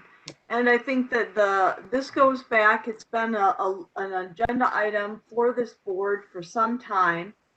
The amount of monies that have been budgeted in the past were not sufficient to cover some of the basic educational opportunities that we would desire our board members to actually be able to be a part of. The county official workshops that are put on for new supervisors, the exit issues, the Wisconsin Counties Association conference and trainings. There are a number of key events that participation by supervisors allows them to be more effective in fulfilling their role as board members. And so this has been prioritized, and it's been an issue that has been a priority for some time. And I would say that it's really attempting to correct an area where there had not been an increase in funding for some time. I think we should mention also that not every supervisor uses the total amount. I'm sorry, Supervisor Knight, did that answer your question? Yeah, I guess that's fine. Supervisor Wilkie, followed by Supervisor DeLuca, followed by Supervisor Cronk, I think. Supervisor Pagonis was right. When Budget and Finance looked at this budget, County Board wasn't setting a very good example for what we were asking of our departments. It was kind of like do as we say, not as we do. I should point out, however, that there was one other cut that was made in the administration committee. It wasn't mentioned.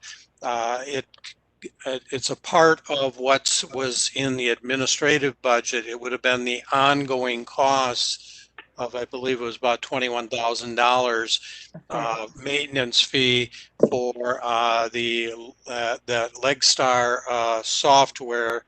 Was just essentially a paper flow for legislation. Administration committee on majority vote did not see this as being a critical need, as was stated earlier, when the upfront end cost that was in the administrative budget.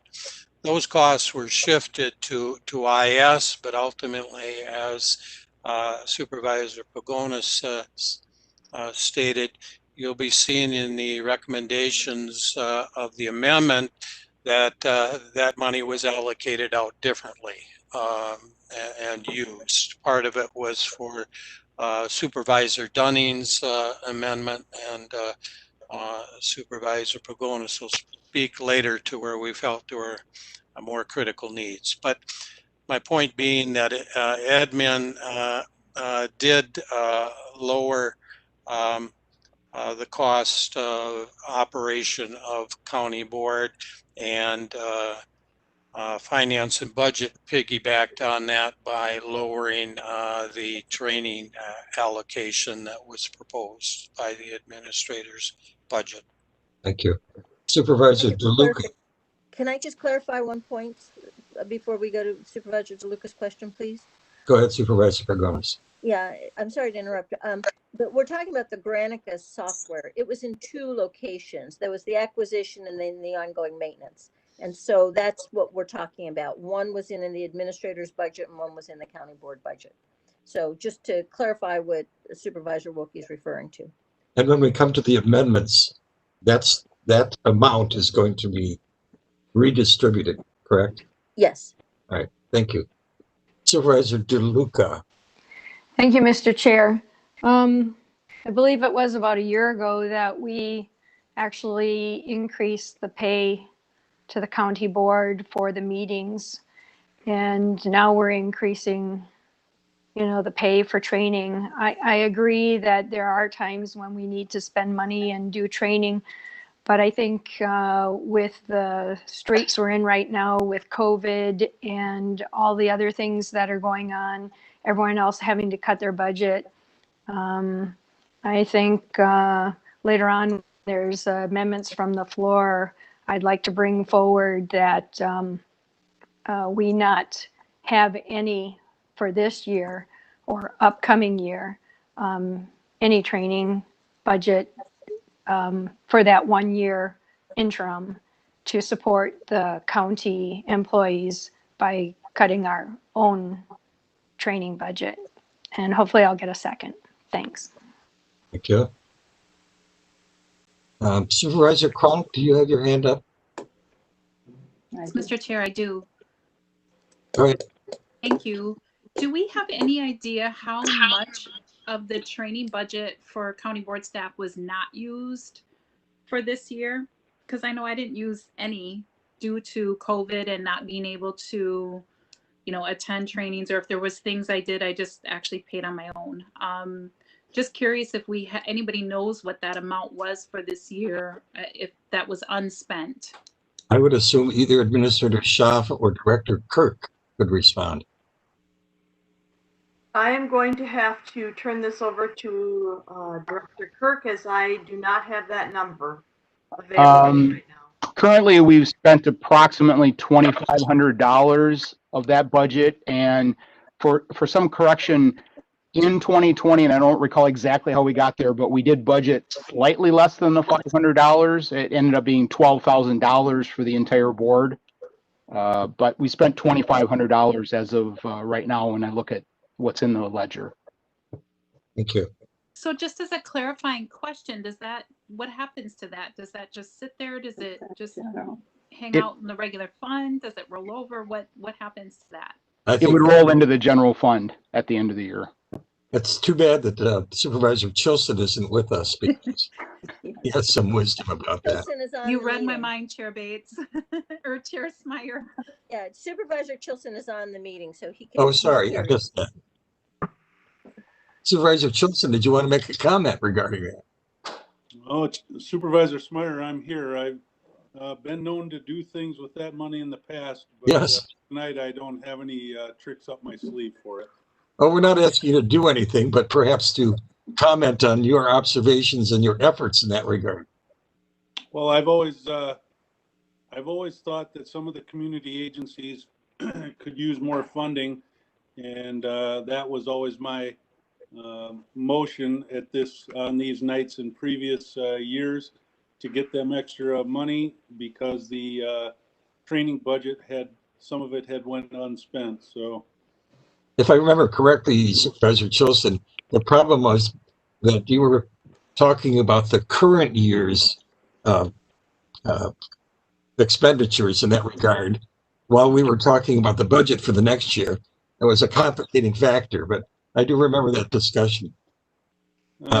in previous years, it was always Corporation Counsel Zeems didn't care for my motion and how I was coming up with the funding and what I was doing with it was usually most of the controversy.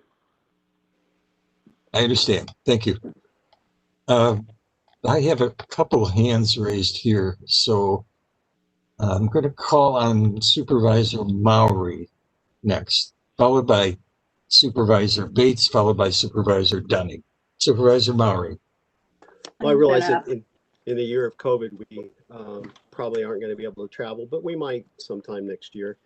And I think it's pretty easy to use up $500. I was a couple of years ago, I went on a peer learning network adventure to Portland, Multnomah County, and learned all about what they're doing in terms of the Stepping Up initiative, trying to keep people with mental illness out of jail and get them treatment.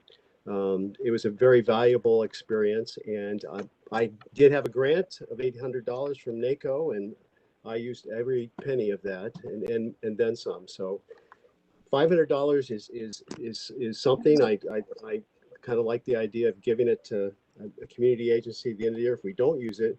But I also like the idea of having, if a supervisor goes over that, if they could apply for more funding, and I don't think that's currently part of what we have, but maybe they could go through the Human Resources Committee or something. But I think that those trainings are very valuable. They bring new ideas and new perspectives back to the county, and amounting to best practices. And I'd like to see us be able to continue to access those opportunities. And while Supervisor Mallory is speaking, maybe he can comment on Friends of the Fair, which he didn't have a chance to do. Well, we will be getting to extension. Maybe I could comment it as part of my comments All on right. extension. Yes, let's Good hope to plan. that. Good plan. Thank you. Thank you.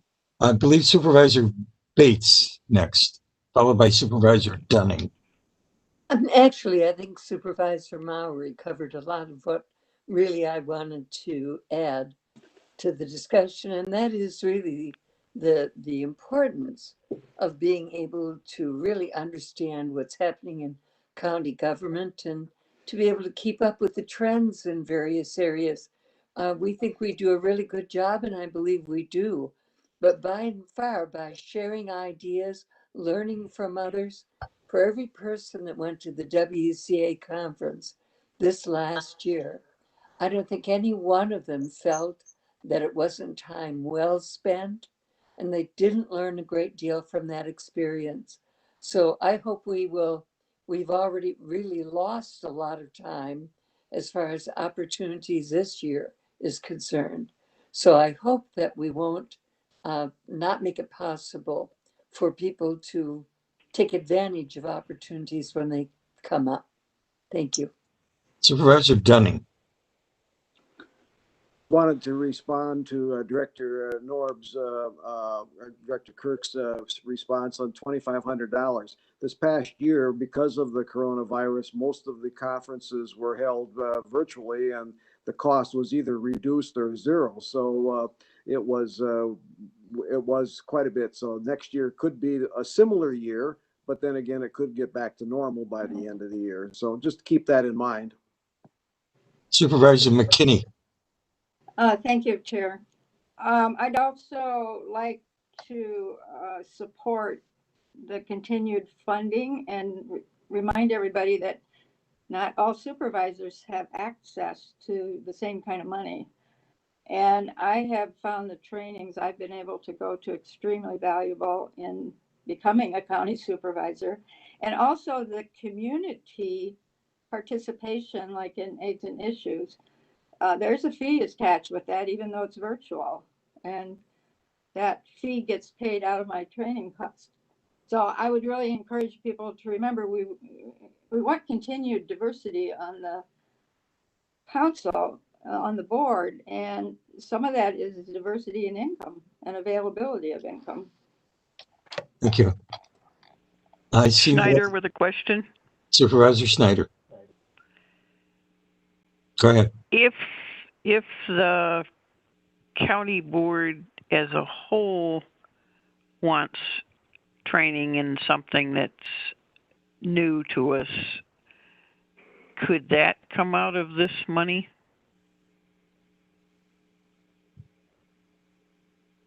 Who wishes to respond? Henning would. Yep. Oh, and go ahead. Go ahead, Ray. Yeah, I think if something that was going to be valuable to the entire board, you'd bring a speaker in to talk to the board rather than pay everybody to go out of town. That would be the logical thing to do. Yeah, thank you. Supervisor, would it be funded through this money, or would it have to come through some other budget that doesn't know that they needed to budget for it? Well, I could respond, yes. So at the time the suggestion gets made, and we would need to do the assessment. But yes, I think that that's what this money is intended for, county board training. That's how it's labeled. And so at the time the suggestion of a speaker is made, then we assess it, and as a group we would need to decide on that. But that's how I would characterize this bucket of funding. So it could be for individual things, like many of us have gone to WCA. It could be for things like Eggs and Issues, could be for the highway conferences, or it could be to have a speaker come in. I think it's all within the concept of training. And is that under HR then? County board. Comes out of the county board budget. Which comes out of the Committee on Administration. Yes. So if somebody came up with a hot idea, they'd go to Committee on Administration. They could. Yes. Okay. The chair's going to move on here because we can address some of these concerns when we come to the amendment adjusting the amount in the next section. So in the interest of time, we're going to move on. The next item is county clerk. Who will be the backfill here? Supervisor Pagonis, County Clerk, reports to the Finance and Budget Committee. Thank you. There's nothing very remarkable about this, except for what you could see is a substantial decrease in the supplies and expenses line. I'm on page 187. The decrease is because that's where our ballots come from.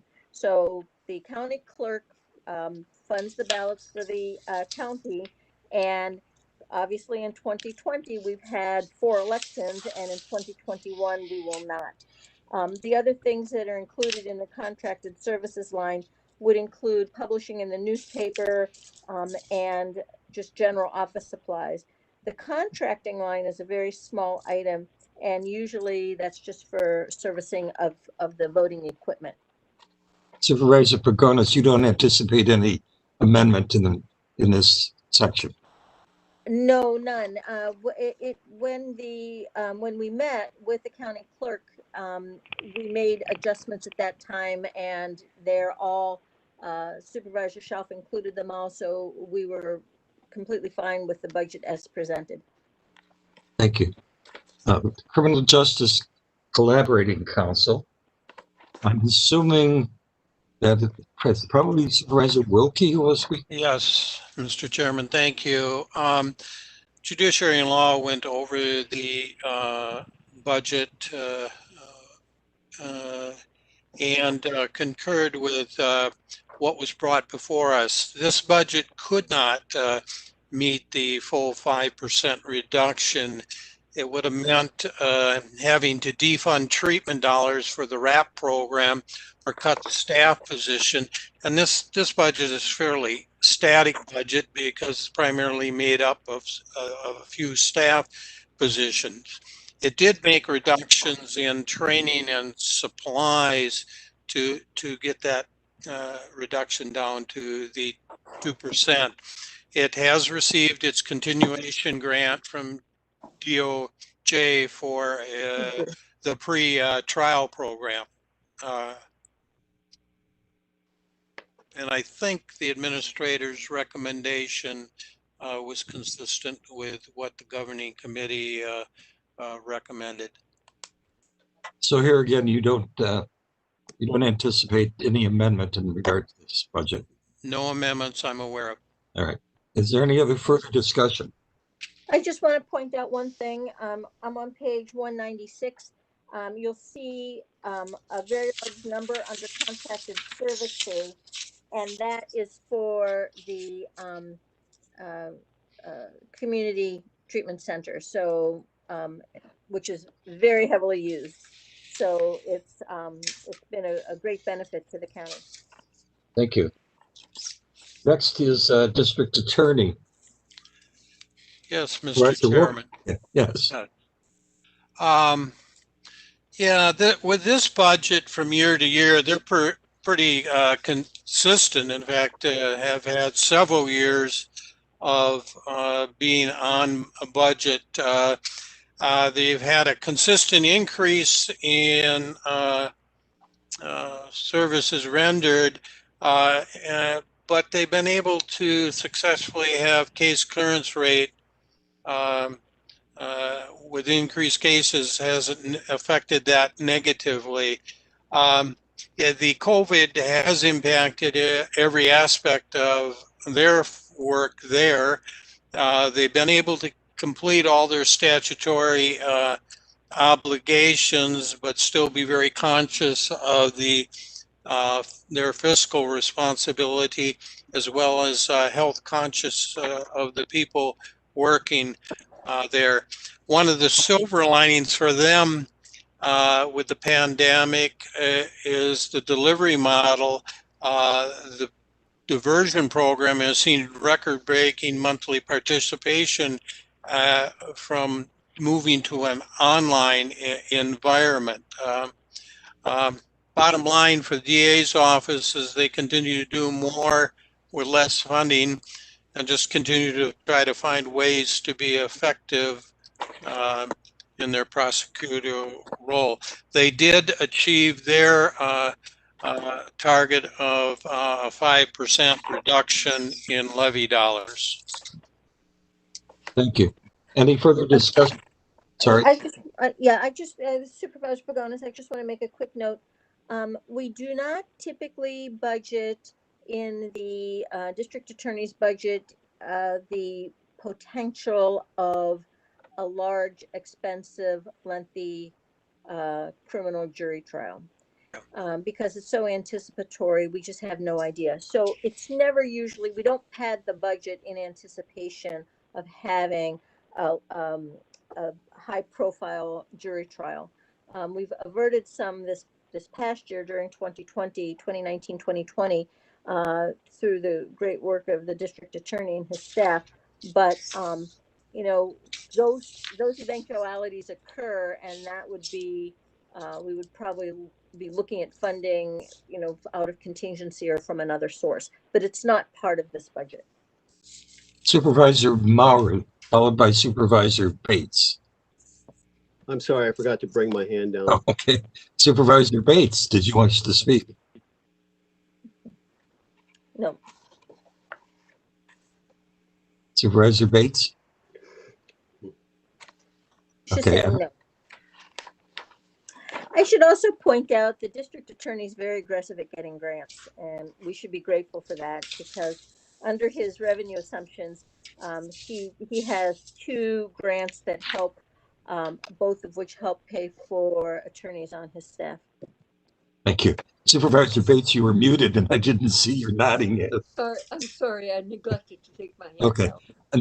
And I neglected to mention at the beginning of this whole process, you may notice that the chair did not call for a suspension of the rules. So we are somewhat informally going through, and this is fine. I think this is working well. But I'm going to have to jump between watching for hands and listening for voices. So I ask for your patience as we go through. Next is extension. Who is our backup for extension? That would be Supervisor Maury. Thank you, Supervisor Maury. Again, we're not asking for you to go over the whole budget and so on, but to be the resource for any questions or discussion. And if you wish to highlight some aspect of the budget, especially one where you think there might be an amendment, this will be the time to do it. Okay. I think it's a pretty self-explanatory budget, and I think Extension has a reputation for being a valuable resource and an excellent collaborative partner with the county. Catherine Emanuel and Catherine Schaff are also on the line, and they might have further comments to make, especially in regards to the issue around the Friends of the Fair, and I'll get to that in a second. But the extension was not able to make the 5% reduction, but they did absorb a lot of cuts.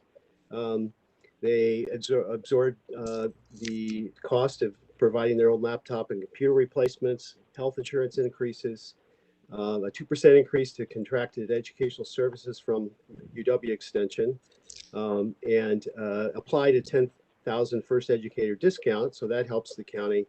They eliminated an internship staff position. They currently have a community development educator position that's frozen.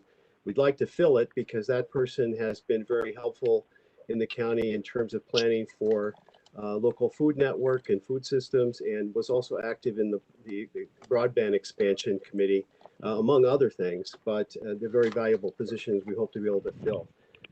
Friends of the Fair, that is the primary, let's see, the primary fiscal or fundraising arm of the annual county fair. And they have come forward to the committee, extension committee, and with Catherine Schaff and Catherine Emanuel's blessing, have asked to become independent of the extension committee. So they will, they're planning to be just another contracted agency. That's why the funding is going directly to them to support the annual fair. They'll still be very involved because it is an educational event and provides opportunities for families and 4-H youth to exhibit their projects and to learn from the occasion. But it is primarily an educational event, and the Friends of the Fair want to be able to be independent. And I think that makes it a lot clearer and will avoid a lot more confusion that has happened in the past. Supervisor Mowry, do you anticipate any amendment regarding extension? I'm not aware of any amendments regarding extension. Did I hear another voice? Was there someone else? Chair Schmeier, I just want to say one quick thing about extension. If you notice in the contracted services line, it's a pretty big number. And part of that reasoning is that 147,000, I'm on page 215. That 147,000 is what is now paying for the educators. So the educators are being shared amongst, or some of the educators are being shared among the other counties.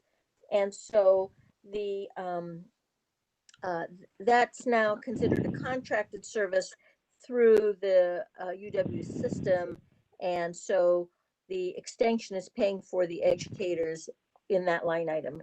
And I think Supervisor Myrie, I got that correct, right?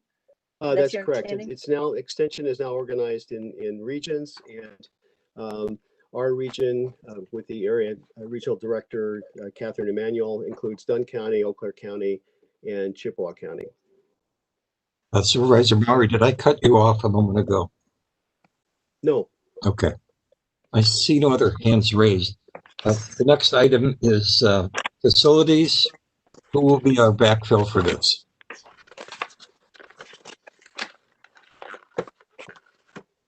Looking for any volunteer. Chair Schmeier, Matt Tyson is on the line and can answer any questions. Okay. So Matt, we'll call on you when we have if we have a question, okay? Is there any discussion or any question about the facilities budget? I want to point out a few things. This is Supervisor Pagonis. Under other revenue line, I'm on page 221. Under other revenue, the facilities department gets revenue from the health department, from city law enforcement, and from the drug task force. So they pay essentially rent to the county, and it comes in through facilities because they maintain it. In the contracted services line, it's very confusing to me, but that's primarily utilities, refuse collection, grounds maintenance, and that type of thing. And then somewhere there is, who knew, we have insurance on our boiler system. So that's under the fixed charges is insurance for our boiler system. So it's an interesting budget if you saw my notes, that because it's so vast, and the facilities department is involved in consultation with Beaver Creek, and also is required to maintain the other facilities that the county has. And kudos to Matt Tyson. He's been very involved in working with the highway department and with ADRC in terms of being forward looking on the new building. Thank you. I see no hands raised. I hear no voices. The next unit is the finance department. This would be Supervisor Pagonis and Director Kirk. Are there any questions, or is there any discussion regarding the finance budget? No, when we met with the finance director, there was a position that we felt strongly about replacing, and Administrator Shelf put it back in the budget. So the Finance and Budget Committee was fine with the budget as presented. Thank you. Is there any discussion? Are there any questions about the finance department budget? So we anticipate no amendment in this regard, correct? Correct. Thank you. Next is the Health Department. This would probably be Supervisor Kronk as our... No, it's Supervisor Neiman. Oh, sorry. My apologies. I'm probably trying to move too fast. Go ahead. Are there any, let me ask first of all, are there any questions or is there any discussion regarding that budget? Please, Supervisor Neiman, go ahead. Well, it probably goes without saying that the health department has had its workload dramatically increased this year with COVID-19 efforts, and they have done a really great job at meeting the needs and still maintaining good use of their resources. All of the expenses so far have been covered by the CARES funding. In the coming year, it's hoped if there's a vaccine available that the health department will be involved in implementing a mass vaccination, which is going to put some pressure on resources, and it's hopeful that there will be continued CARES funding to cover that. But I just think kudos to them and the responsible way that their finances have been handled. They also, the Board of Health approved holding not fines, but fees and such at the current level for humanitarian purposes. And I think that's a great move. Thank you. Are there any questions or any discussion? Just a reminder to supervisors, the health department is a city-county collaborative, which I think we have to keep in mind. Okay, thank you. Next is the highway department, and I'm assuming Supervisor Henning will be our backup here. And okay, any questions or discussion regarding the budget of the highway department? I have a few comments. Supervisor Coates. Yeah, I think it's notable that the highway department, the levy funding that they get is less than 7% of their entire budget. So it's a really very small amount. They actually have about 1,600,000 on the levy. So we borrow a lot to do our road repair. On page 246, under the supplies and expenses, obviously that's the actual materials for road repair, and and then there's equipment, a large number for equipment. So they do a good job. That the tax levy dollars are primarily used for winter and summer maintenance, and so the problem, we've decreased it year after year because we've borrowed instead of continuing to give them levy. And since I've been on county board, it's been a dramatic decrease. But what happens is that there may be consequences in terms of their general transportation aids from the state, because it runs at a 3-year average. So there's some concern that their general transportation aids will start to go down because of our continued deterioration of using levy dollars in the highway department. So it'd be something to keep in mind as we move forward. Thank you. Supervisor Henning, did you wish to make any comment or whatever? Oh, I don't think I can add anything that she hasn't. We don't have any other questions. Okay. All right, then we will move on to human resources. This would be Supervisor Beckfield, I think. Eh? Yes, I'm here. Okay. Any questions, discussion about the budget of human resources? Supervisor Beckfield, did you wish to make any clarifying statements? It's just a very exciting committee to be on. Thank you. That was a very exciting comment. Thank you.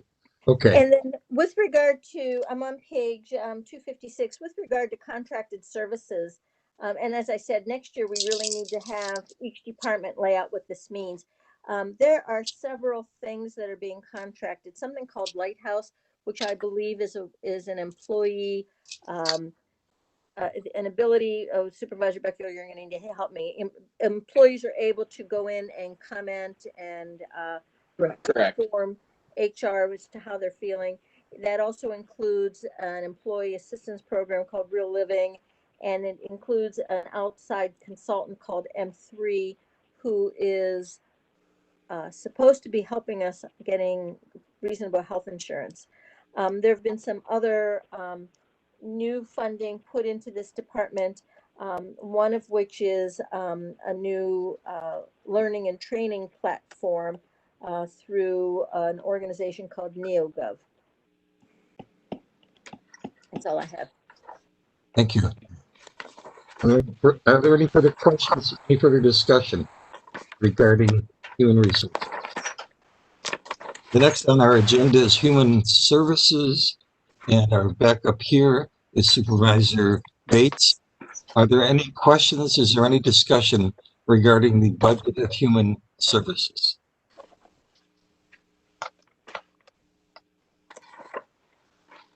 I see no hands raised. I hear no voices. I just want to point out one thing. Oh, I hear a voice. Yep, I'm sorry. That's all right. On page 276, it reflects that the total budget is 43 million. I just want to point out that's Fund 205 and Fund 206 put together. Fund 206 is specifically the economic support group. And so there's a lot of funds that pass through. And then Fund 205 is everything else. So it's all the levy dollars are designated for the everything else. I think very little levy goes into economic support. Thank you. Supervisor Bates, did you wish to make any clarifying statement? Only in the sense that I think obviously as you look at the budget and look at the adjustments that were made to the budget, and recognizing that there are some risk factors involved in reductions that have been made. However, would like to really thank Budget and Finance and the County Administrator for really a lot more communication in regard to this budget and coming up with a budget that people could agree on. So I think obviously, as with the health department, the impact that we're feeling with COVID and with the economic downturn and with the ongoing poverty levels in our community still continue to have an impact on the budget itself. And I feel encouraged that we have been able to come up with a budget that I think is one that the board can be proud of and acceptable to this kind of investment. Thank you. Thank you. I see no hands raised. I hear no voices. The next on our agenda is information systems. Who will be our backfill here? I thank you, Chairman Smyer. This reports to your committee. Thank you for sticking me with that, Supervisor. I'm trying to remain neutral as the chair. I can make a few comments. Yes, please. This is where we took out the Granicus, both the purchase and the maintenance of the software. The number I have handwritten is $34,836. Right. There's also a different piece of software included in this called Zen City. I'm not making that up, for $12,000, which is for citizen engagement. And the Finance and Budget Committee thought that sounded like a pretty good thing to do. I'm a little dismayed. We had absolutely no public comment tonight as compared to many of our previous meetings. And this is the night that I think people should be commenting. So having a citizen engagement software, I think, could potentially be helpful. And on that note, Administrator Shelf and I are looking at making the budget survey to not be a budget survey, but to be a community survey and to have it being ongoing. And I don't know if the Zen City could help, but we're looking forward to doing that. Thank you. Supervisor, I'm sorry, Administrator Shaw, did you wish to comment on that? I would actually second everything that Supervisor Pagonis has said. Okay, thank you. I see no other hands raised. I hear no other voices, I don't think. Next unit is, I'm sorry, Parks and Forests. Supervisor Stelgis. Yes, thank you. Are there any questions, any concerns about Parks and Forest budget? Supervisor Stelgis, comments?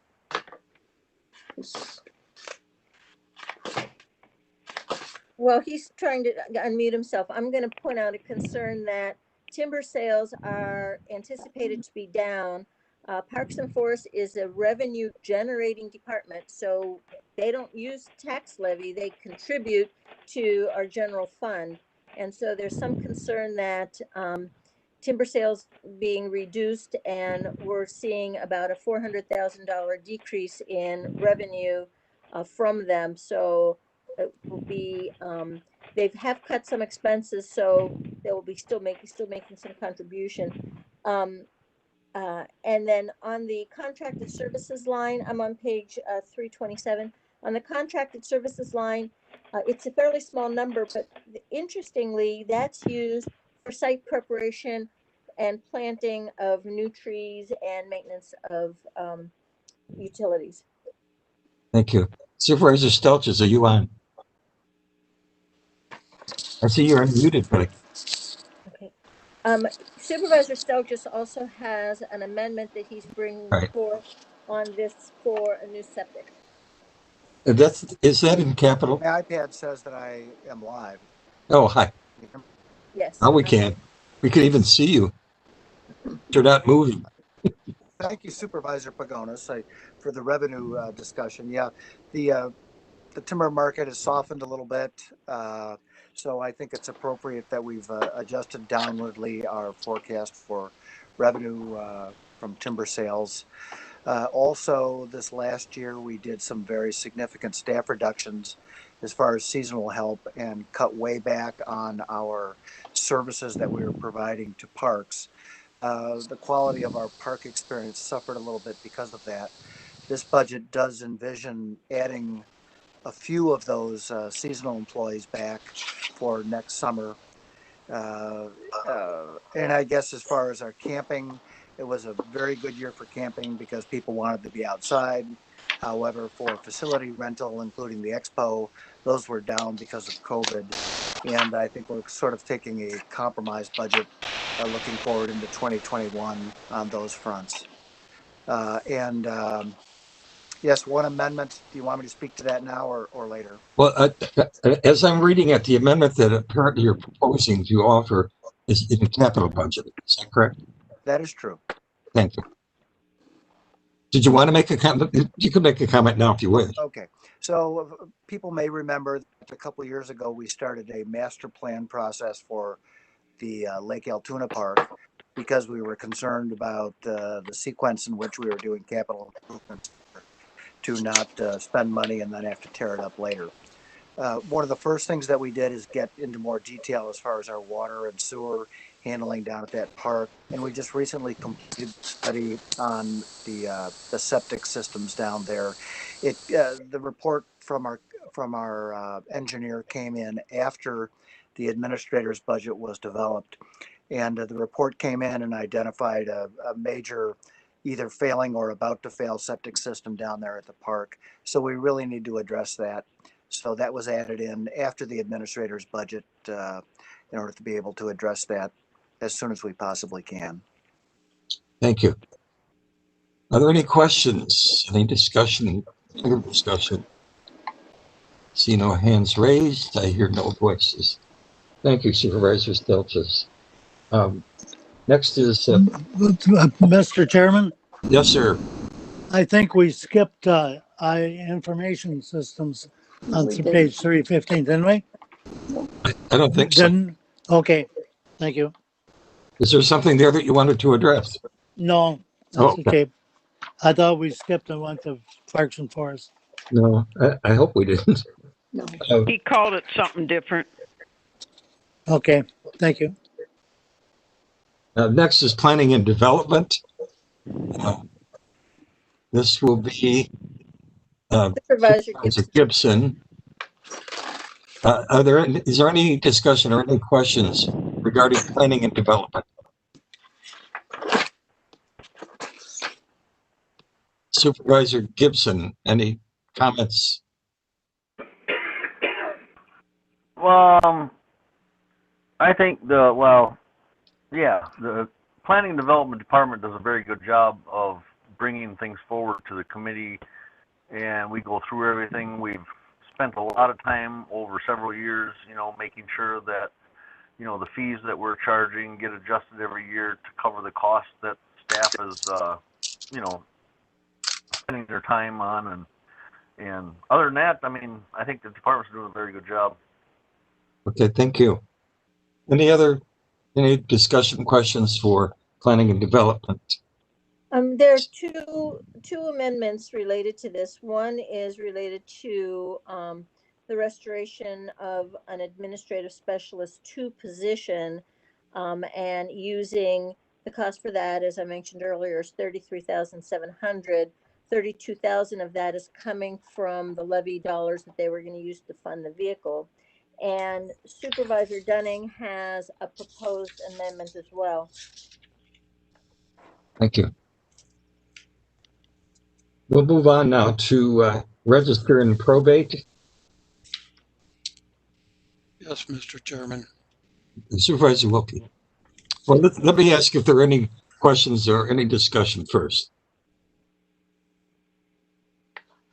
Thank you. Supervisor Wilkie, go ahead.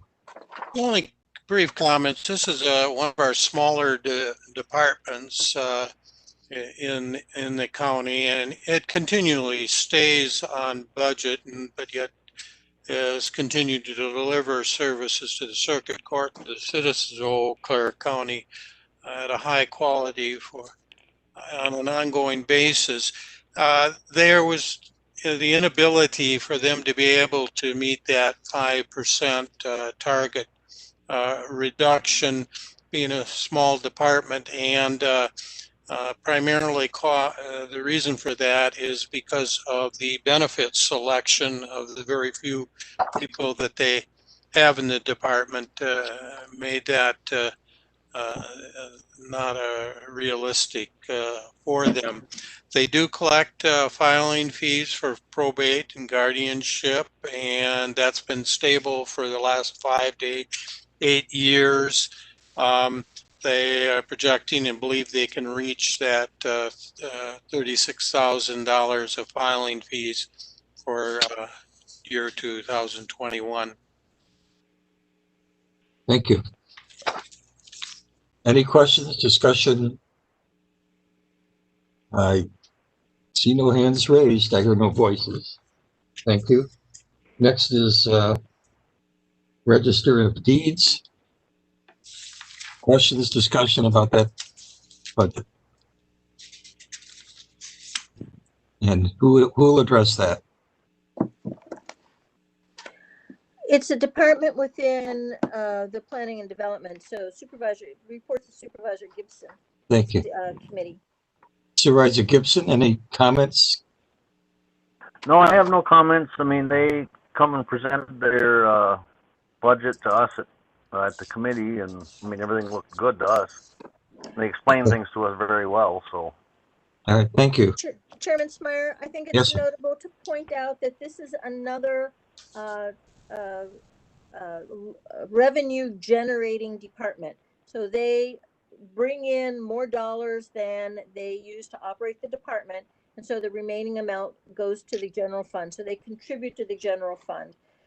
Most of what they do, obviously working with real estate attorneys and realtors and their filing fees, most of which they give to the state, some of which they keep, for their own operations. But they have been fabulously consistent in making a contribution to the general fund. They have not seen a decrease in 2020 as a result of COVID. Well, I take that back. They have seen a decrease, but there was some expectation that it would get made up. And what is, if I may ask, what is the anticipation of the effect of COVID-19 in the budget we're looking at? Well, it's really tied to property sales and individuals doing property searches and filing fees for new deeds and new mortgages, and so that's where their funds come in. So there was a point at which the housing market seemed to soften, and then it was my understanding that things improved. So that's Okay. We're hopeful that things will remain strong for them, but they've done a good job and have remained consistent. Yeah, Chairman Snyder, this is Supervisor Leary, Vice Chair of P&D. And one thing I remember from the presentation was that because of the lower financial rates, a lot of people were doing some of that so that they were seeing more activity, which resulted in fees. So I just thought that would be an addition. Okay, thank you.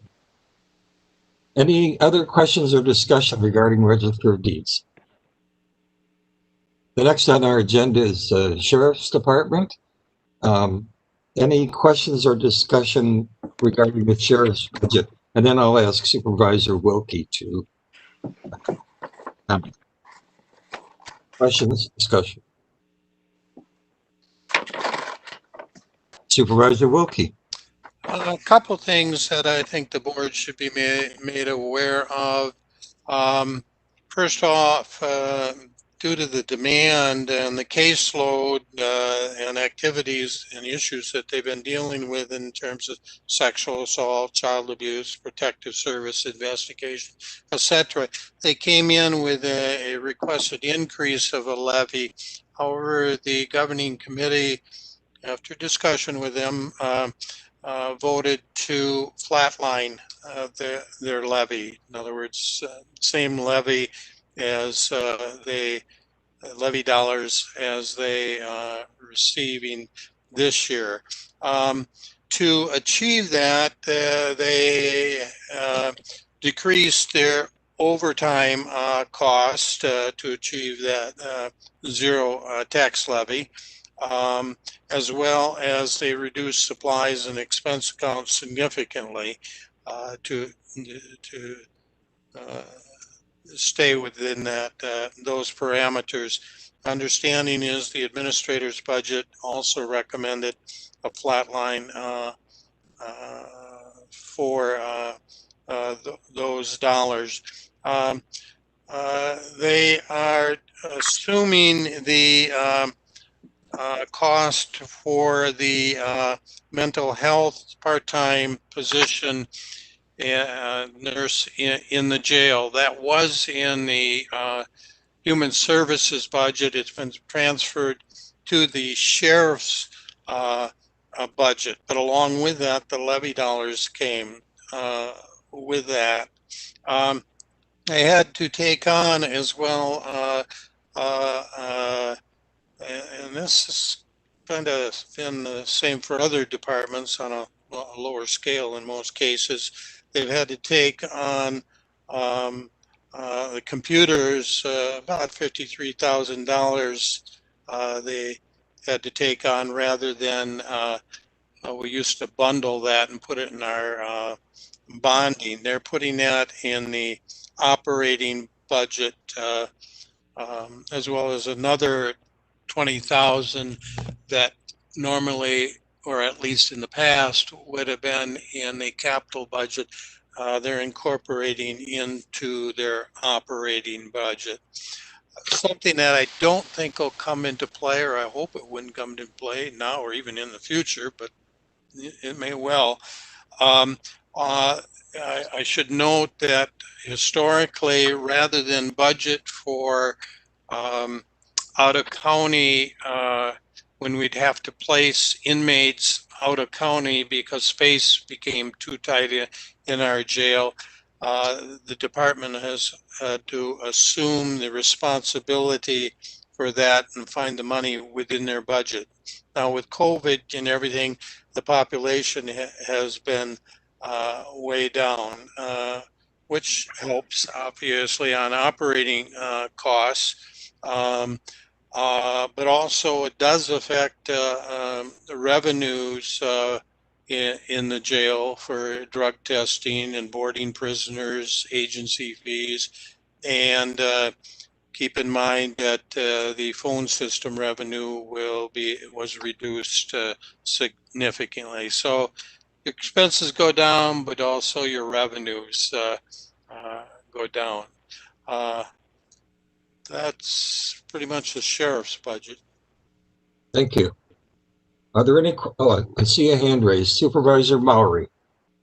Yes, I just wanted to comment on the sheriff's budget. I understand from sitting in on the Committee on Judiciary and Law this last Wednesday, or on Wednesday, October 28th, that the projected budget for 2020 is going to be a surplus of $824,347. Now, I guess that's related to COVID-19 savings.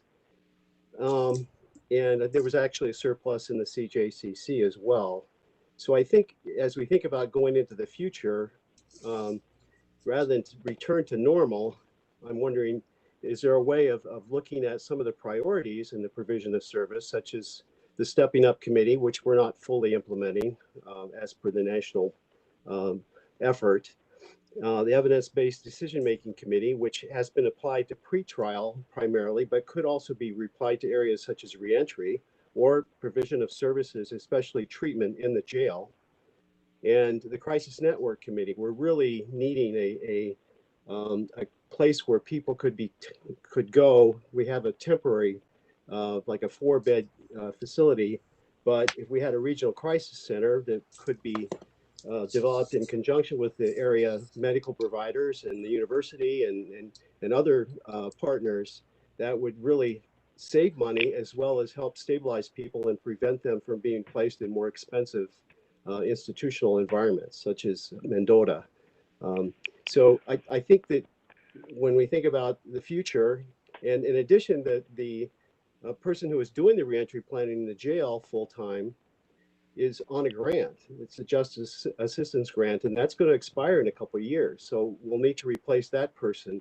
So I'm hoping that the sheriff's budget could provide some help in those areas that will keep the jail population down, as well as help connect people with treatment, provide a safe handoff into the community, and lower the recidivism rate for people because their needs are being met when they reenter the community. Thank you. We'll take that as a recommendation. Thank you. Supervisor Gatman. Mr. Chair, what supply and expense is this department going to go without that's costing over $100,000?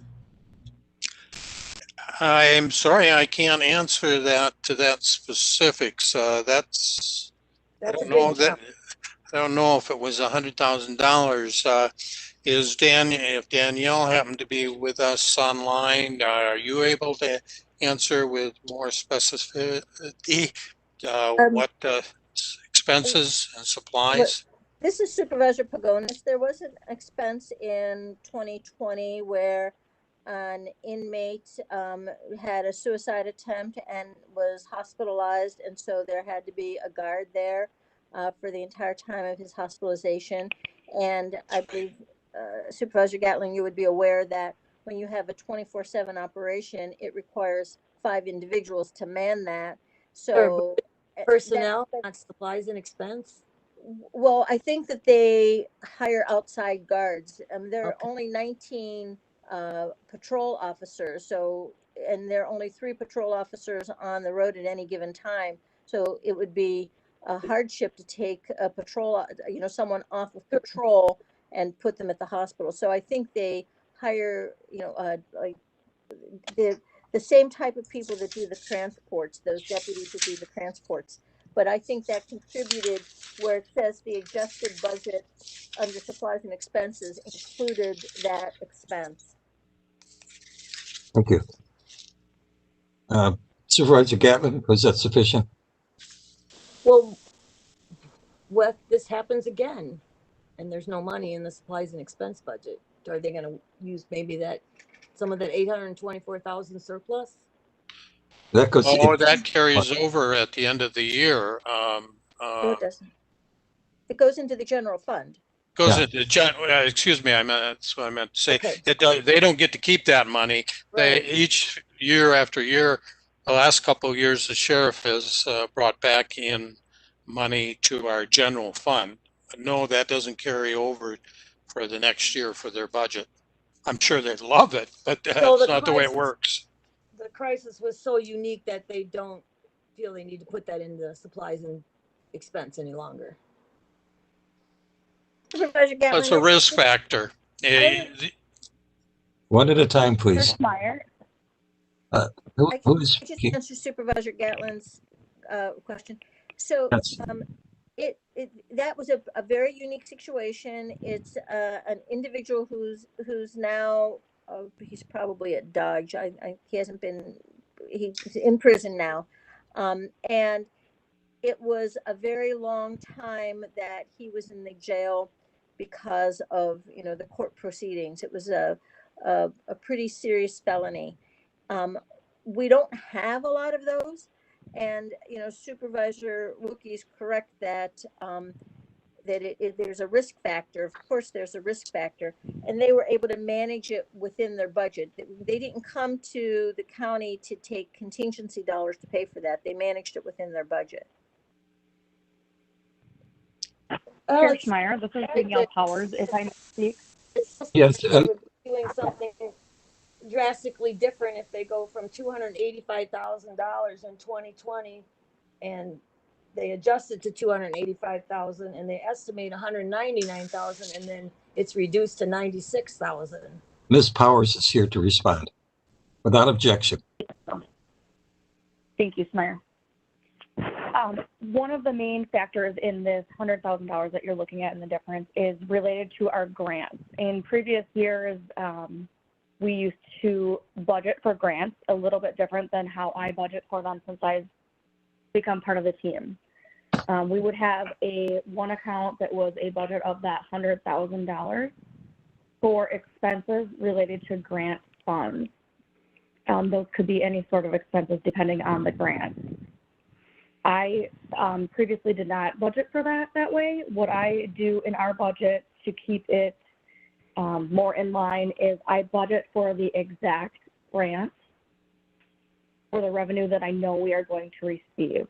And those are the items that you vote on sometimes mid-year. Sometimes we don't know about the grants until they come in front of us for approval. And we would have an item line that would have a revenue and a matching expense account. So that $100,000 that was just more of a broad expense account for those items has been taken away. So it's a different way of accounting, different way of accrual. Correct.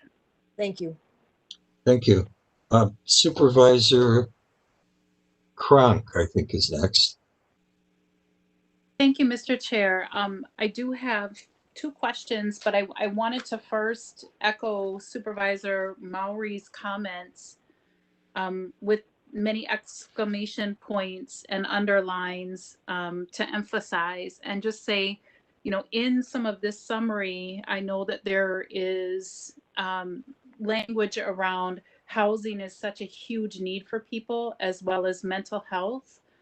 And Supervisor Maury also talked about reentry. The reentry coordinator is, I'm sure, completely overwhelmed with all of the need. And one thing that I want to emphasize is there's been 2 years in a row, to my knowledge, perhaps longer, where there's been language saying that they really don't have the time or the funding for prevention. And I need us to be asking the question, when will that occur? Because we can talk about reentry, but we also need to be talking about entry and prevention. And it's the second year in a row that I have noticed back in the city county health department's budget that they're saying the family, nurse family partnership really hasn't been able to come up to a full caseload. And what they do, they have longitudinal outcomes related to issues such as incarceration, poverty, education, drug use, abuse, and neglect. You know, these are things that we need to be forward thinking when there's any type of surplus in any budget, that yes, we want to address reentry. People need supports, people need housing, they need mental health, they need connection to their children. They need to have connection within the community and employment and all of those things, but we also need to be focused also on entry. So I just really wanted to solidify that statement and say that's not just the work of one department. This is all of our community. It should be the work of every department. And then as far as questions that I had, I have two questions. Can somebody tell me, and I understand that, you know, Huber, folks in Huber, really that hasn't been happening due to COVID, but I want somebody to tell me what is the exact cost of per month of somebody currently who would be residing in Huber.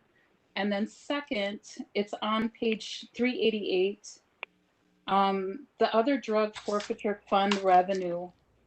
I just want some explanation on that. I'm very confused and I just need some more education. I've been trying to ask that for about 3-4 months and I'm still unclear. So what is that? What is the drug forfeiture? What drugs are we talking about? What is that fund? Is that part of, does the other 50% go into a school fund, but there's supposed to be some public trail within the Department of Administration's website? I need some more education on that and I want to know what that is. Ms. Powers, can you respond to that? Yes, I can respond to the drug task force. So the revenue from there is brought in from federal forfeiture funds. When the program was first started, it was a grant. Now those are funds that are seized federally. It could be from cash that is found during a or money that is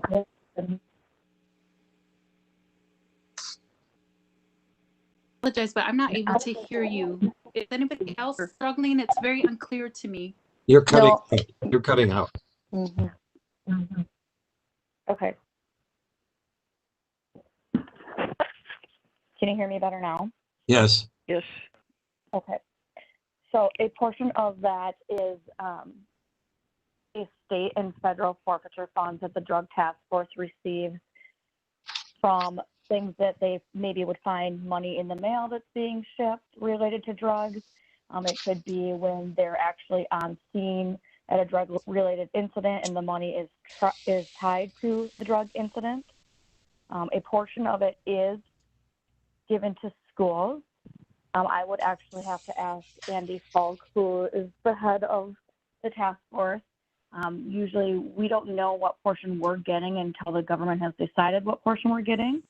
They just send it to us and we receive it in then, but this is all funded without tax levy money. So anything that they spend throughout the year on expenses for West Central Drug Task Force, they bring the money in from an account that they have their federal funds in and transfer it into the Eau Claire County system. May I ask Mr. a clarifying question? Go ahead. Okay, so my understanding after a conversation with Corp Counsel, I understand that whatever those amounts are, 50% of it goes to the school fund. However, the other 50%, there should be some public accounting that we can see the trail of what that exactly was, what's been taken, how much, what types of items we're talking about. And to my understanding, this is where I'm asking for some clarification, that trail is supposed to be listed on the Department of Administration's website. And so far for, I believe it's 2018, 2019, and 2020, I don't see the West Central Wisconsin Drug Task Force listed at all. So that's the question I've been asking to try to get some clarification on. And is that what we're talking about? Yeah, please. Can I ask you what site you're looking at? It's the Wisconsin Department of Administration for Forfeitures. That's what I was directed to from Corp Counsel. Okay. Mr. Chairman? Just a moment, Supervisor Wilkie. Supervisor Crunk Apparently, you might be asking a question that can't be answered on the spot. So I'm going to take that as your request to have that information sent to you or provided to the board. Actually like to provide it to the board. That would be great. Okay, we're going to Thank take it as that. Supervisor Wilkie, go ahead. Sorry. One thing I can mention to Supervisor Cronk that Andy will be, in fact, is being scheduled to appear at Judiciary and Law. And if you don't get your answer before that time, you're certainly welcome to, make sure that you write the question out clearly for me and that we can ask it at Judiciary and Law. But he's going to actually be there to discuss some of those issues. Thank you. Supervisor Maurer, you still have your hand up. Sorry. Did you wish to speak? No, I'll take it down. Sorry. Oh, thank you. Okay. I see no other hands raised. We're going to go on. Meyer, we did not answer Supervisor Cronk's other question. If we could Sorry. Do that. About Huber, thank you.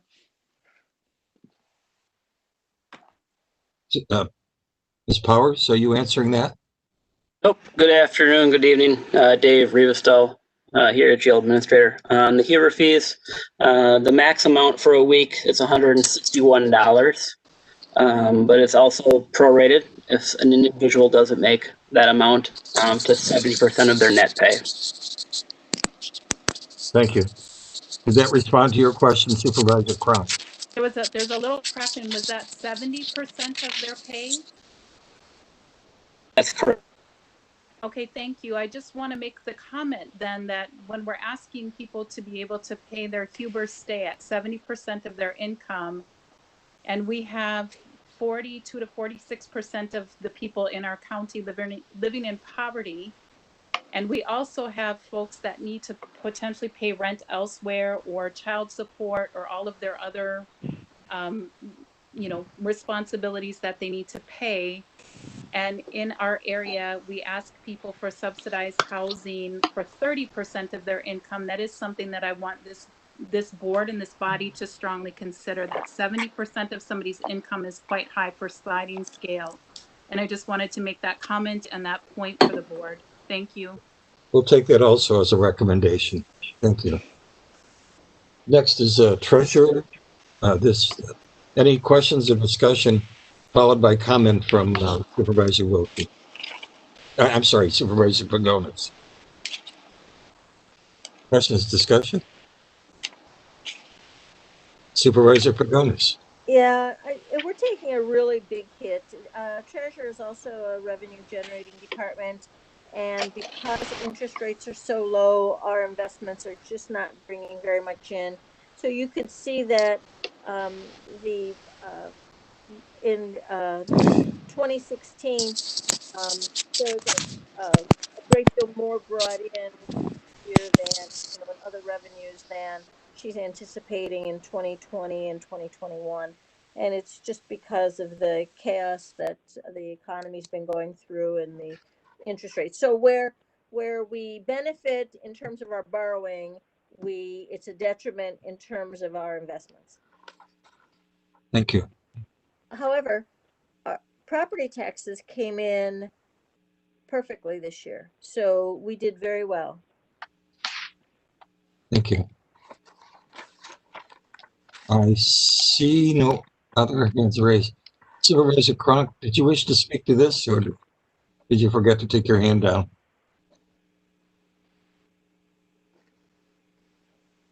Forgot to take my hand down. It's getting tired. Thank you. I'll take it down. Thank you. Okay. Last unit is Veteran Services. Questions or discussion about Veteran Services, and response would be, is that Supervisor Beckfield? Yes. Yeah. So any questions or discussion? Supervisor Beckfield, comment, clarifications? No, it's a well-run organization with 3 people, and they're doing a fantastic job, and it's a pleasure to work with them. Okay, thank you. Supervisors, we've now come to the end of our discussion of both capital and operating. And now we will go to the action items. And as we do this, we're going to return to a more formal process. So the chair will recognize hands that are raised, motions made by chat, and second by chat. So please prepare. In the capital budget, let's begin with the Committee on Finance and Budget. And I think we'll start with the, let's start with, sorry, lost my page here. Amendment number 1, which has to do with the Highway Department facility. So could we have the motion, please? Chair Spire, this is Supervisor Pagonis. I will move Amendment 1, which is for the borrowing and construction of the highway facility. Thank you. Just for your reference, this is on page 8 of our packet. It is on page 8. Yes. Could I have a second by chat? Seconded by Gatlin. Well, thank you, but that wasn't chat. No, no. Sorry, this is Samantha. Seconded by Gatlin. Via chat. I apologize. Supervisor Gatlin, that was your voice. Okay.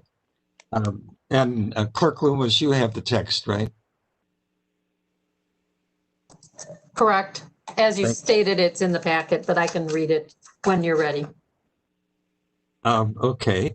We have the motion on the floor in a second.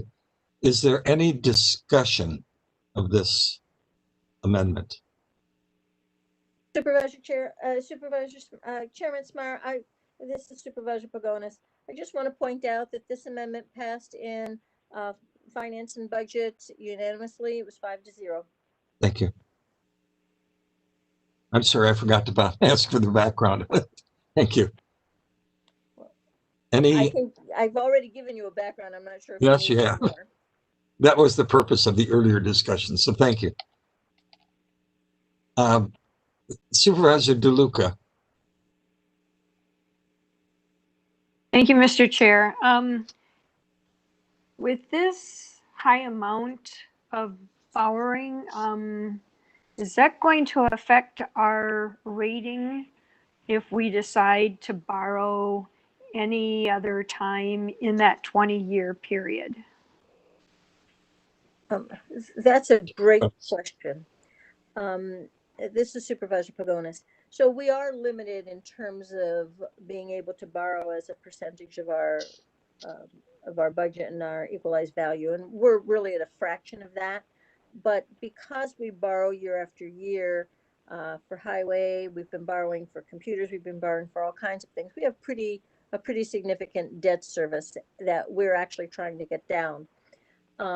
Because this is a 20-year borrow for a building, we feel that, and we've discussed this with our bond people, we feel that this will not be a detriment to our bond rating because it is for a building. It is exactly the kind of thing that should be borrowed for.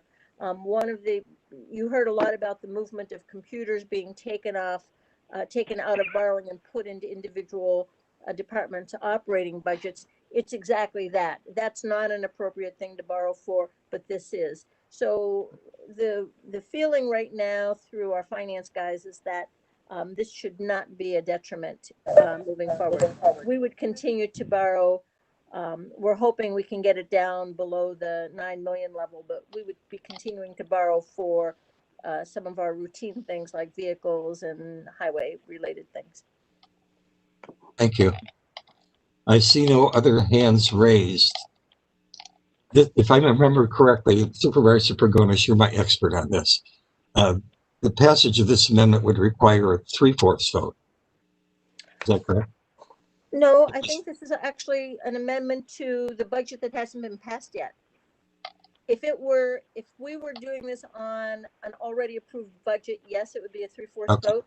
But since this is an amendment to our budget that we're going to vote on later, no, we just need, I think we just need a majority vote. You can ask, Attorney Sullivan. I agree with that. Okay, thank you. Thanks for the clarification. So simple majority would be required. The chair is going to ask that we have a roll call vote on this. So I'm going to ask the no roll call. I understand there's a difference between poll and roll call. Is that correct, Clerk Loomis? Roll call. What we found with the poll vote is sometimes people would be missed. Right. And there was no show on record.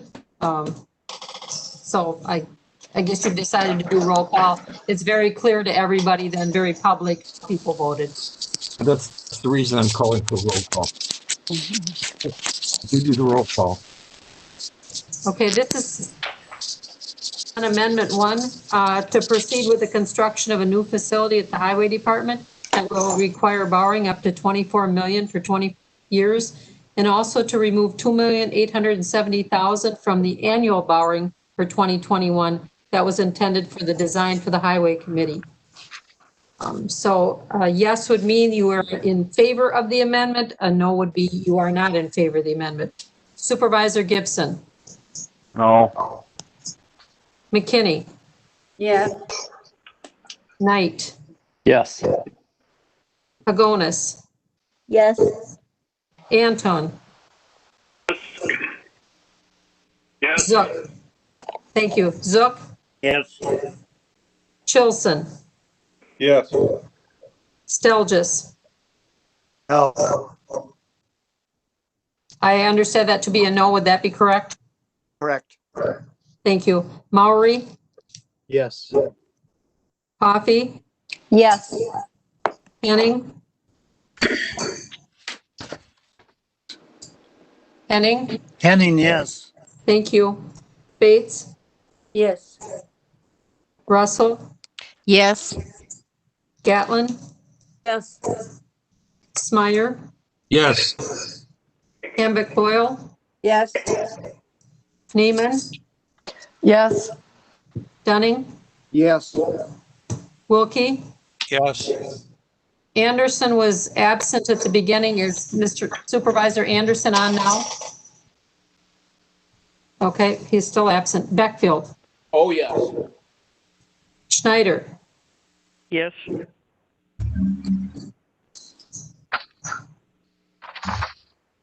Supervisor Leary. Yes. Thank you.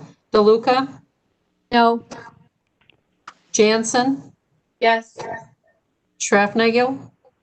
Yes. Roberts. Yes. Kronk. Yes. And Christofferson. Yes.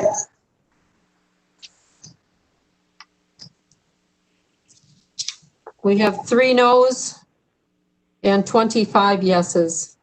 The amendment passes. Thank you. Supervisor Pagonis, your amendment number 2 is capital, right? And your third amendment is operational. Is that correct? Correct. Thank you. We're going to go next to amendment number 2 coming forward from the Committee on Finance and Budget. And I'm going to ask again, Supervisor Pagonis to offer the amendment. Okay.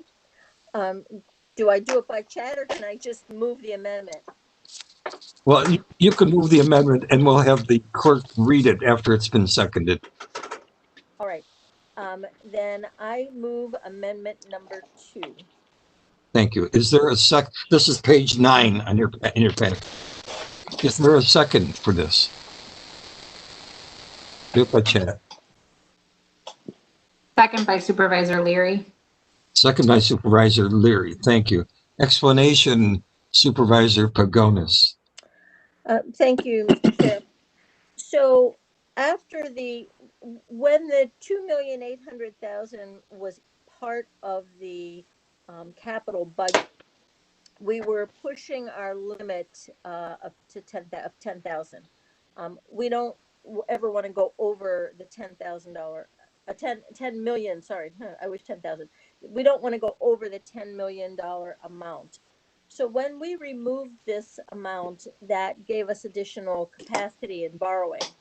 And it was discovered that even though part of our contract with Beaver Creek awards them $75,000 a year in capital, it was just inadvertently missed. So that's number one part of this amendment.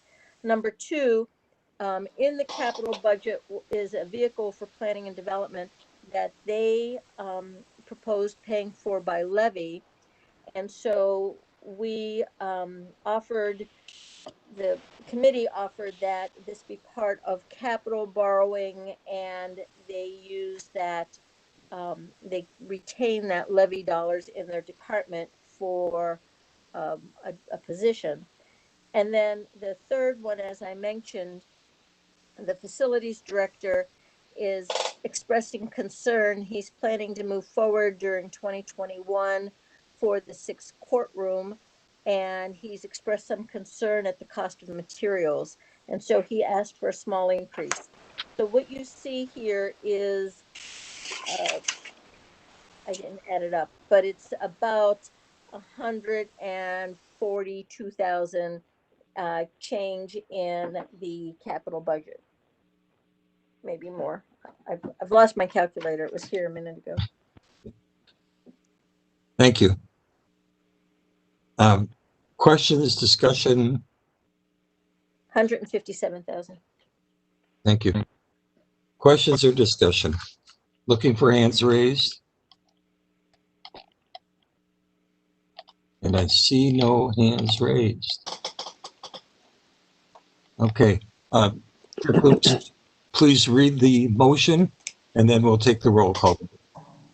The amendment is to the capital budget. It is to add $75,000 for Beaver Creek Capital as required by per contract, to add $32,000 for a vehicle and planning and development, and to add $50,000 to the existing amount in the 2020 capital budget for the construction of the 6th courtroom. And that total is $157,000. Thank you. We'll now do the roll call vote.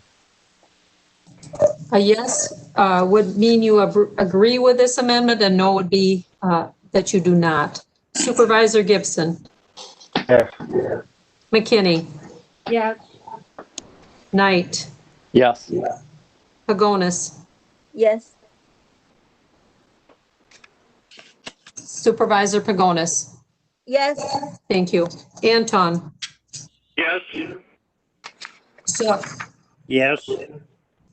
Chilson. Yes. Stelgis. Yes. Maury.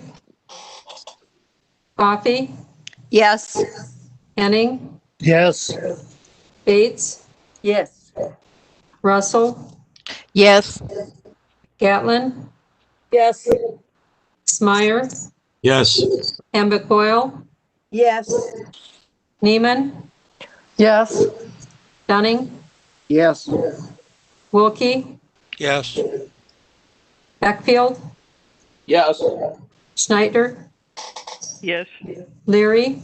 Yes. DeLuca. Yes. Jansen. Yes. Schroffnagel. Yes. Roberts. Yes. Cronk. Yes. And Christopherson. Yes. 28 yeses, 0 nos.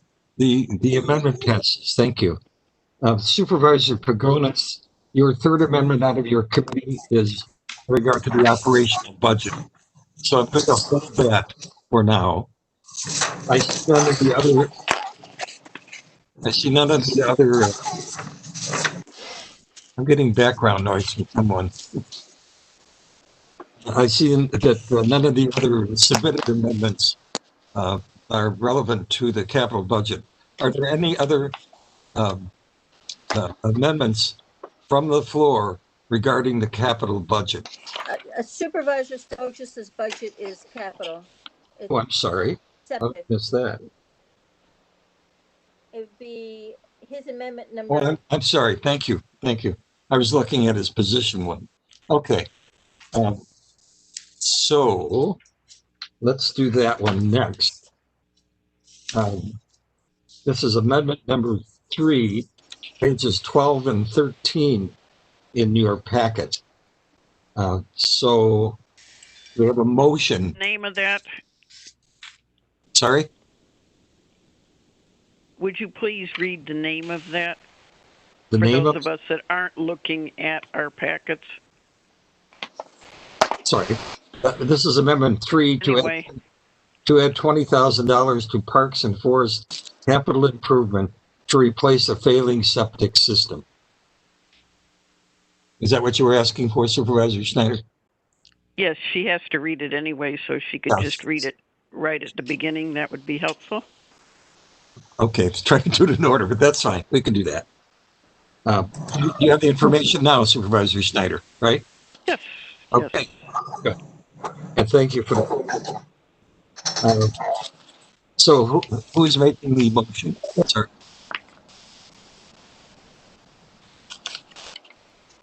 Who is making the motion? Knight, I move that we approve this. Thank you. Seconded by chat, please. Second by Supervisor Humbach Boyle. Thank you for the chat response. Okay. I'm trying to do it in order. All right. It was Loomis that told you. No problem. Okay. So we have the motion. We have a second.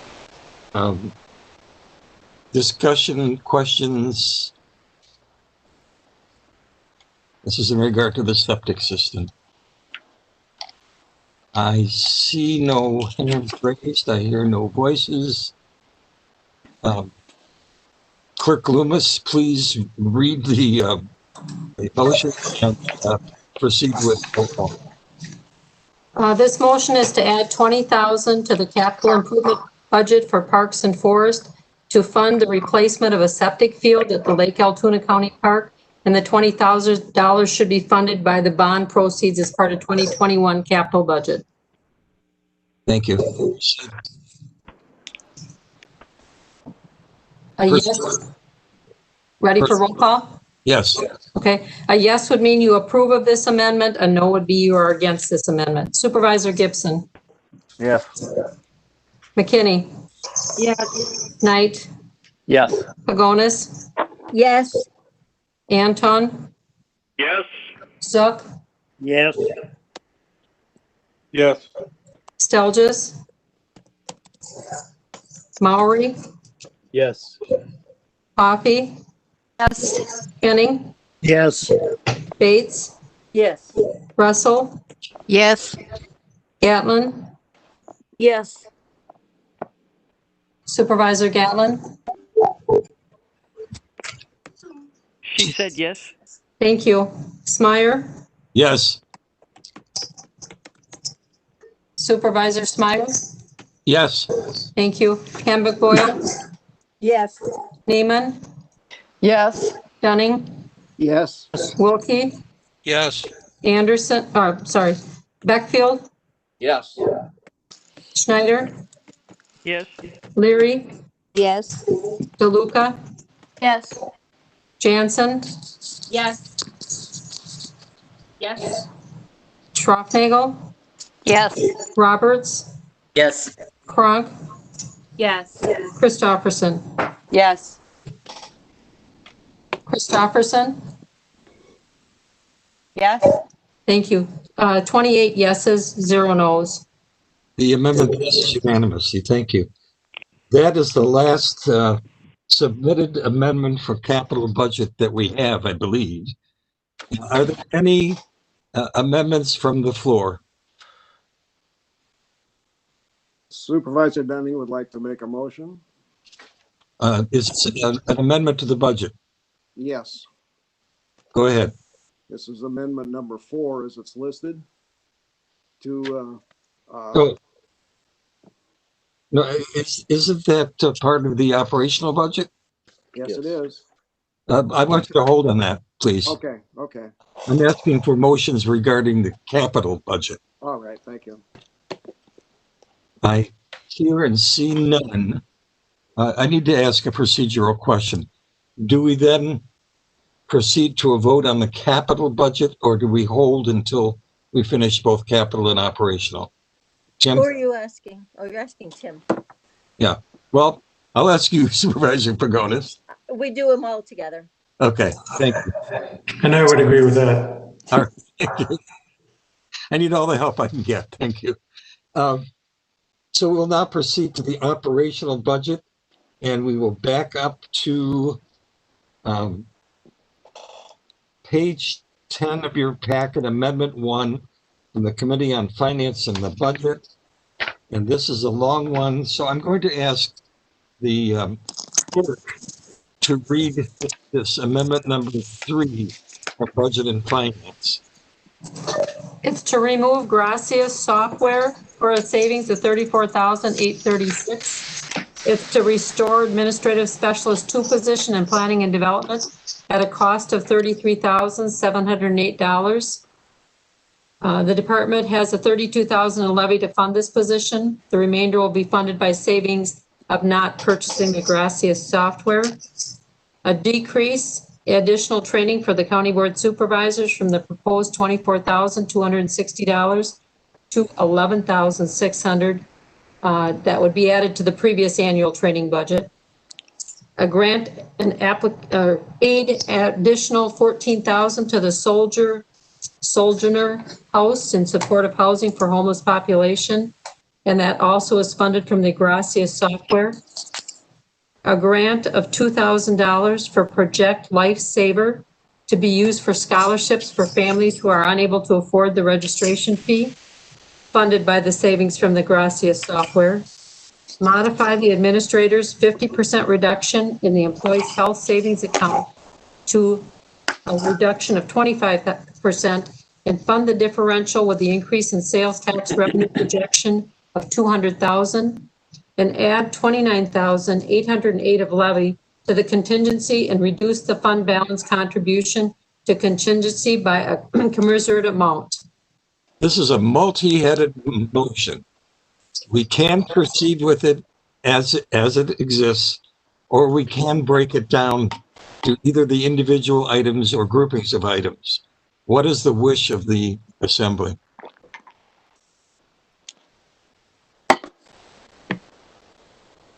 If I don't hear something, I'm going to proceed amendment as it has been stated.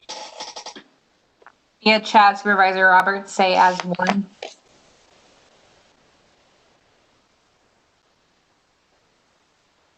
Supervisor Bauer, you have your hand raised.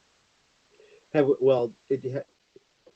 just had a question about one of the items, but maybe we need to make a decision about whether to attack the whole thing. Well, let's hold until we have the motion in a second, okay? Fine. I'm going to proceed with it as one motion. So I'll look for the maker of the motion. From the chat, I have Supervisor Leary, seconded by Supervisor Wilkie. Thank you. Motion by Leary, second by Wilkie. Background. Supervisor Pagonis, you want to offer the background on this thing? Yes, sure, I'd be happy to. And that may answer Supervisor Mowry's question. Go ahead. Yes, it may. So, and I did have a narrative about this in my in our yes. So the Granica software, we did some research on it. There are a few counties that use it, typically larger counties than Eau Claire, and there are many aspects of it that sound very positive. And I have been reconsidering it, and I've been looking at the modules. But given the tight economic times, the Committee on Finance and Budget just felt that it was irresponsible at this time. And so it's certainly something that we would look at and consider in the future. But we thought that with the savings of $34,800, that it could be otherwise used. So that's with the Granicus, and the reminder that it did not pass the administration committee. Then moving on to number 2 is the the planning and development had removed a position for the, I don't know if it was for the purposes of buying the vehicle or for the purposes of getting down to their negative 5% in savings, but they'd removed a position that they felt was really important and it was really problematic for them. And since we had additional capacity in capital and they were proposing using levy, that 32,000 in levy that was previously used for the vehicle was being shifted to this position. And so it's a $1,700 increase to fund the position. And there is outside funding that comes in with this. Number 3, with the additional training for county board, we added $400 per county board supervisor and subtracted it, which came to 11,000. When I did 400 times 29, which came to 11,600, which is the number I fortunately have there, and subtracted it out from the prior proposed amount. So there was an additional 13,000 that was available. I'm sure you've all read in the paper regarding Sojourner House. They are not housing individuals during COVID in their building on Barstow. They had moved to the ice arena someplace, and the city wanted that back. So now they are in the building that I want to say is down on Shopko Plaza. It used to be Shopko. So they're struggling. They've been moving a lot. They've been doing a lot. I learned recently that daytime programming is being done by Positive Avenues, which is a Lutheran Social Services program. Sojourner House, as you're aware, is a Catholic Charities program. Human Services is funding Positive Avenues. So at a much higher amount than we're helping with Sojourner. So we felt it was appropriate to give them the 30,000 that they were requesting. So we're supplementing the grant proposed by the administrator by the 14,000. The Project Lifesaver I've talked about a couple times. It's a small amount. It's $2,000, and it would be to help families who don't otherwise could not afford the registration fee. And then finally, the county administrator reduced speculated a reduction in the taxes in the sales tax. And I want to say she reduced it by about $1 million. And there was just a lot of concern for employees to have this quick, rapid reduction in their health savings account by 50%. So we thought it would be a kinder way of approaching it to do it. If we have to eventually get to zero, doing it in smaller increments would be easier for the employees. So we agreed in the committee to reduce the health savings accounts by 25%. And the estimate is it would be about $200,000. So we're funding that through an increase in the sales tax. And then the last amount was the leftover funding from the Granica software that we didn't spend on items 2 through 6 would just fall into our contingency. Thank you. Supervisor Maury. That answered my question. Thank you. Are there any other questions? Is there any other discussion of this motion?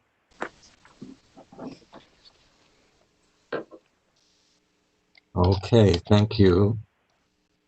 Clerk Loomis, I'm afraid to ask you this, but would you read the motion again and then proceed to a roll call vote?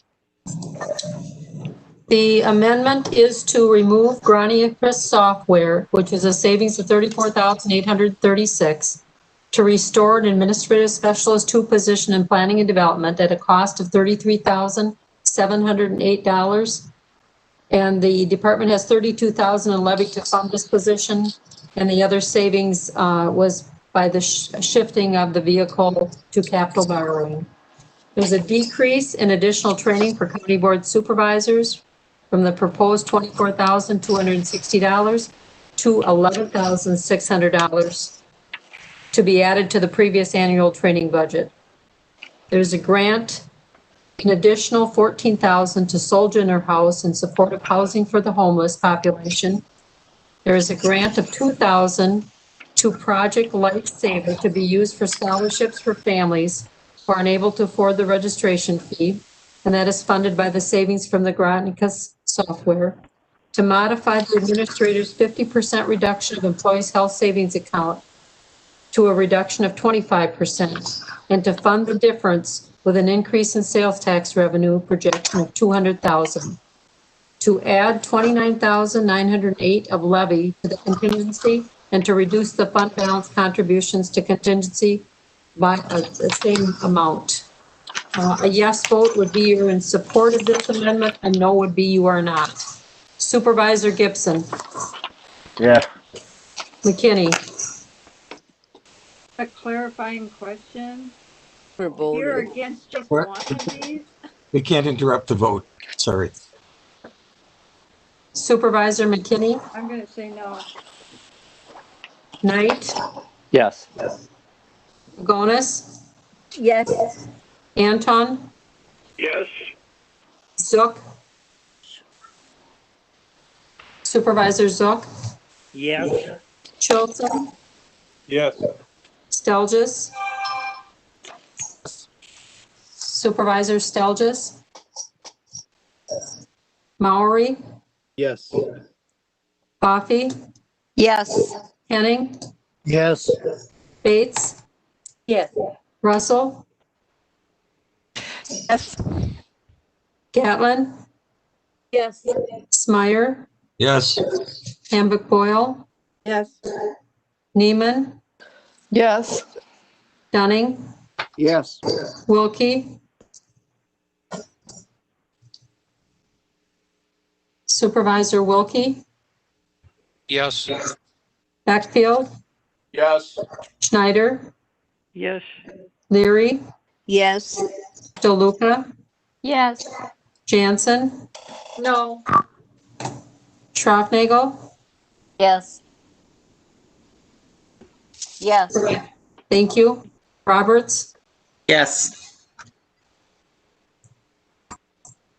Supervisor Roberts. Oh, I'm sorry, I said yes. Thank you. Cronk. And Christofferson. Yes. 26 yeses, 2 nos. The amendment passes. Thank you. The next will be amendment offered by Supervisor Stelchis. And I have an idea here. Supervisor Stelchis, would you please offer your amendment as the motion? So you're moving. Sure. Pardon? Make your motion. Someone going to move that it's visible on the screen here? You are moving it by stating it. I am moving the amendment, yes. Yes. Which State the is amendment. Called amendment number 2. Right. State it, say it, please. You have to read it. I move.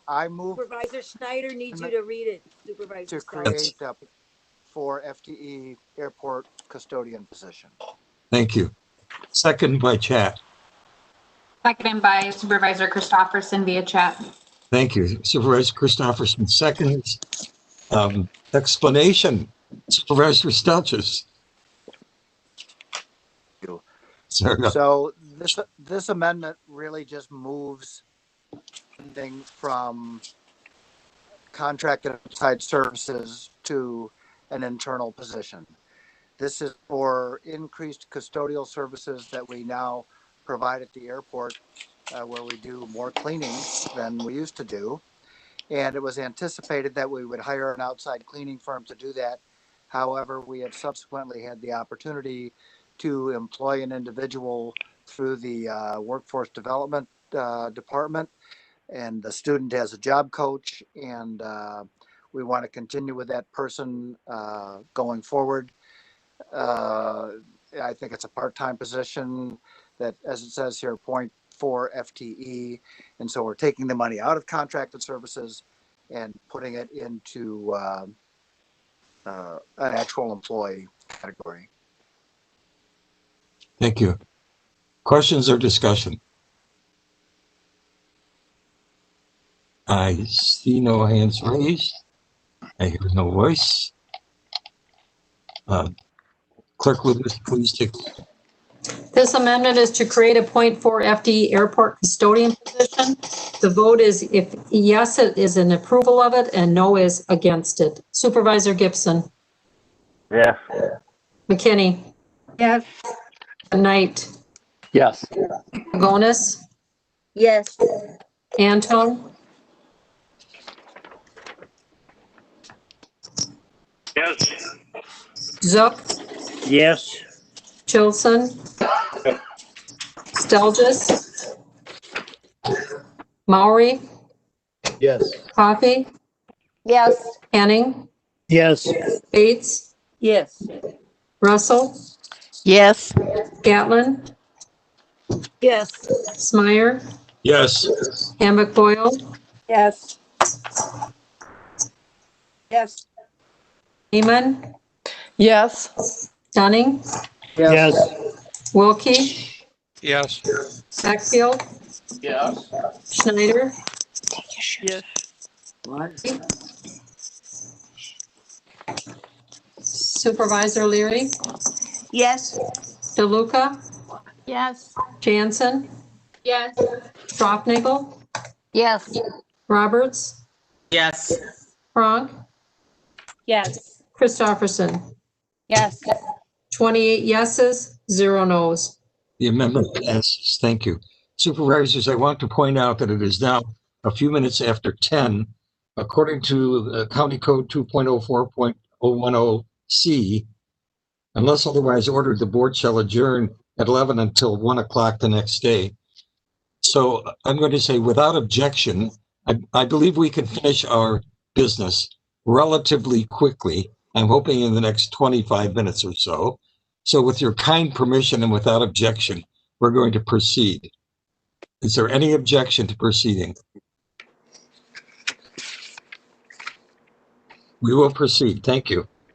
The next amendment is Supervisor Dunning.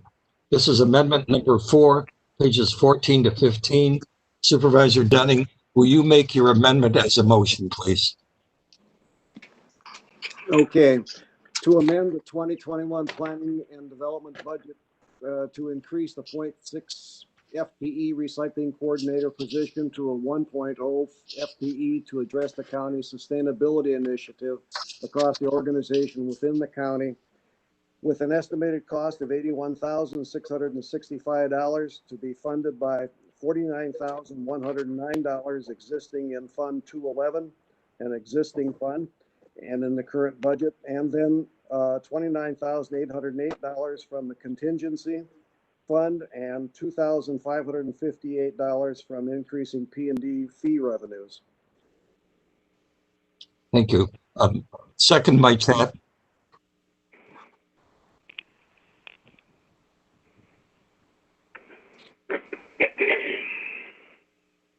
Samantha? We have a second by chat.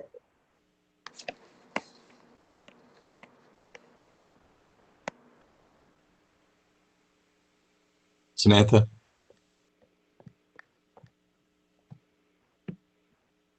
Samantha, are you on?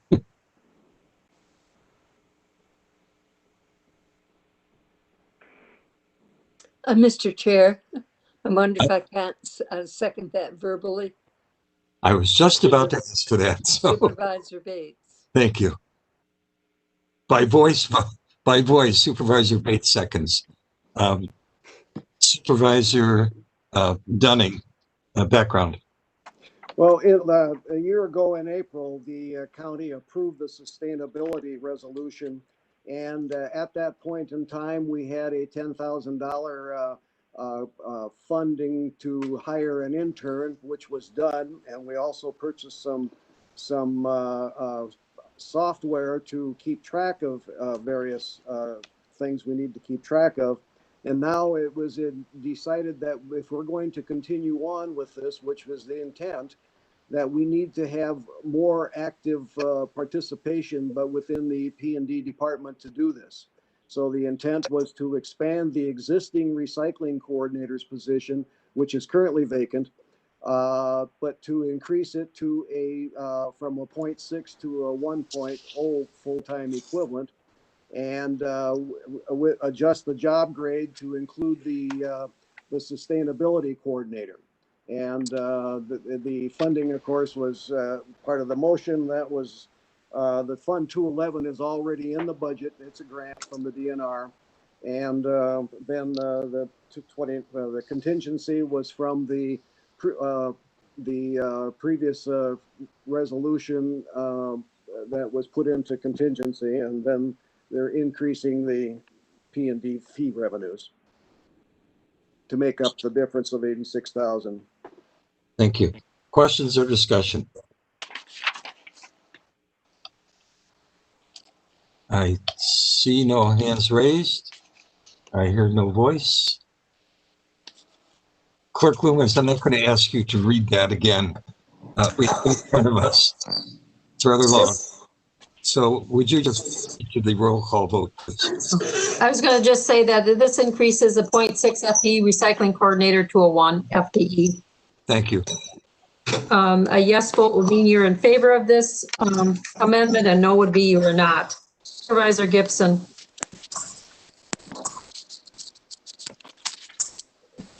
Supervisor Gibson? He said yes. Thank you. McKinney? Yes. Knight? Yes. Pagonis? Yes. Anton? Yes. Zook? Yes. Chilson? No. Stelgis? Yes. Yes. Maury? Coffee? Yes. Henning? Yes. Bates? Yes. Russell? Yes. Gatlin? Yes. Smyer? Yes. Hambuck Boyle? Yes. Neiman? Yes. Dunning? Yes. Supervisor Dunning? He said yes. Thank you. Wilkie? Yes. Yes. Schneider? Yes. Leary? Yes. DeLuca? Yes. Jansen? Yes. Schroffnagel? Yes. Roberts? Yes. Kronk? Yes. Christopherson? Yes. 27 yeses, 1 no. The amendment passes. Thank you. Are there any other amendments from the floor? Supervisor DeLuca, you have your hand up. Yes, I'd like to offer an amendment from the floor. I would like to move to defer $9,780 from the county board additional training budget increase for the 2021 budget only, which allows $500 per supervisor for training in 2021. Clerk Loomis, do you have all that? Actually, I think it's out of order because that's a one-year budget at a time. So to say just for 2021, I don't think we need that in there. It wasn't. To reduce the county board training budget by $9,780. Okay, before I look for a second for that, someone wanted to make some kind of an amendment. Do that before it is seconded. Once it's seconded, we need to do an amendment to it. Was there someone who was wanting to make a change? What you would call a friendly amendment before it's seconded? Was there anyone? Supervisor Wilkie? Where is the $9,000 going to? Are you planning that it just go in the contingency fund and replace the fund balance funding that, or? Excuse me, Supervisor Wilkie, that's not an amendment to the amendment. I mean, that's not a change of the amendment. That'll be in the discussion, okay? Okay, thank you. We'll come back. I'm sorry, I don't know why I'm pointing at you. I can't even see you. Okay. Was there someone who wanted to make a change in the proposed amendment? Chair Smyer, I'm sorry. I just made a comment that I think the phrase to be applied only in 2021 was kind of a moot point because we only pass a one-year budget at a time. Okay. So any budget we pass is for 1 year. Okay, Supervisor DeLuca, do you accept that? Yes. All right, thank you. The chair now looks for a second to that motion. No, I have a question. If it's, is this a change to the motion? I still have a clarifying question on this. I don't understand it. Can I ask a question? Well, let's put the amendment on the floor first, and then I'll come back to you and to Supervisor Wilkie both, okay? Chair Smyer, this is Catherine. We will have to use voice vote to do the motions and seconds because Samantha was having issues before with her computer, so. That's okay, we can do that. Okay. Schneider will second it. Okay, we have the motion by Supervisor DeLuca. She accepted a change to it. We have the second by Supervisor Schneider. Supervisor DeLuca, coming back to you for any explanation, briefly, if you would. Okay. What I know in the discussion earlier, many people said they still wanted to have training funding available. I took the 24,280 and I subtracted 14,500, which gives each supervisor $500 in which to spend for training in 2021. It removes not the 11,600, which was the additional 400 per supervisor, but in order to balance things out, I could only take 9,780. I think the county board needs to try and reduce their footprint like all the other departments did. And this isn't the time maybe to add additional training. Maybe in 2022 would be a wiser time to do that. I'm going to go back now to Supervisor Wilkie, followed by Supervisor McKinney. Mine was a clarifying question, wanting to know where you're going to park. Where was your intent of parking that $9,000? Hadn't thought about that. I'm not sure I agree with your motion, but might I suggest that you just park it in the contingency fund, and then that'll be, if your motion passes, you'd be funding the contingency fund with that $9,000 less of our fund balance. You could park it there. That sounds like a good idea. Thank you. I have a question, procedural question. If we don't put a parking provision in there, would it can that decision be made outside of the amendment? Tim? Continuation of the counting of those ballots, but it looks like it's all happening. I think that's really a question for the finance director or the county administrator, because they deal with the money as it would be allocated where it would go. Director Kirk, do we have to specify that in the motion? I guess I would prefer you would, Chair Smyer, just because we would be going to contingency. I agree with Supervisor Wilkie. That would be the best handling of it. Okay, thank you. Supervisor Wilkie, are you willing to make an amendment to the amendment? I'm willing to make that amendment to the amendment. Then go ahead and make it. I move that the $9,000 be shifted, $9,000 savings be shifted to the contingency fund, thereby replacing less dollars being utilized from our fund balance. Clerk Loomis, did you record that? Yes, I did. Thank you. Is there a second for Supervisor Wilkie's amendment to that amendment? Schneider. Schneider seconds. I'm going to proceed to a vote on this amendment to the amendment. McKinney had a question. Sorry. But it doesn't address the amendment to the amendment. No, sorry to make it complicated for you, but I will come back to you right after this. I promise. So The amendment to the amendment that you're voting on is to take the savings of $9,780 to be added to the contingency fund balance. thank you.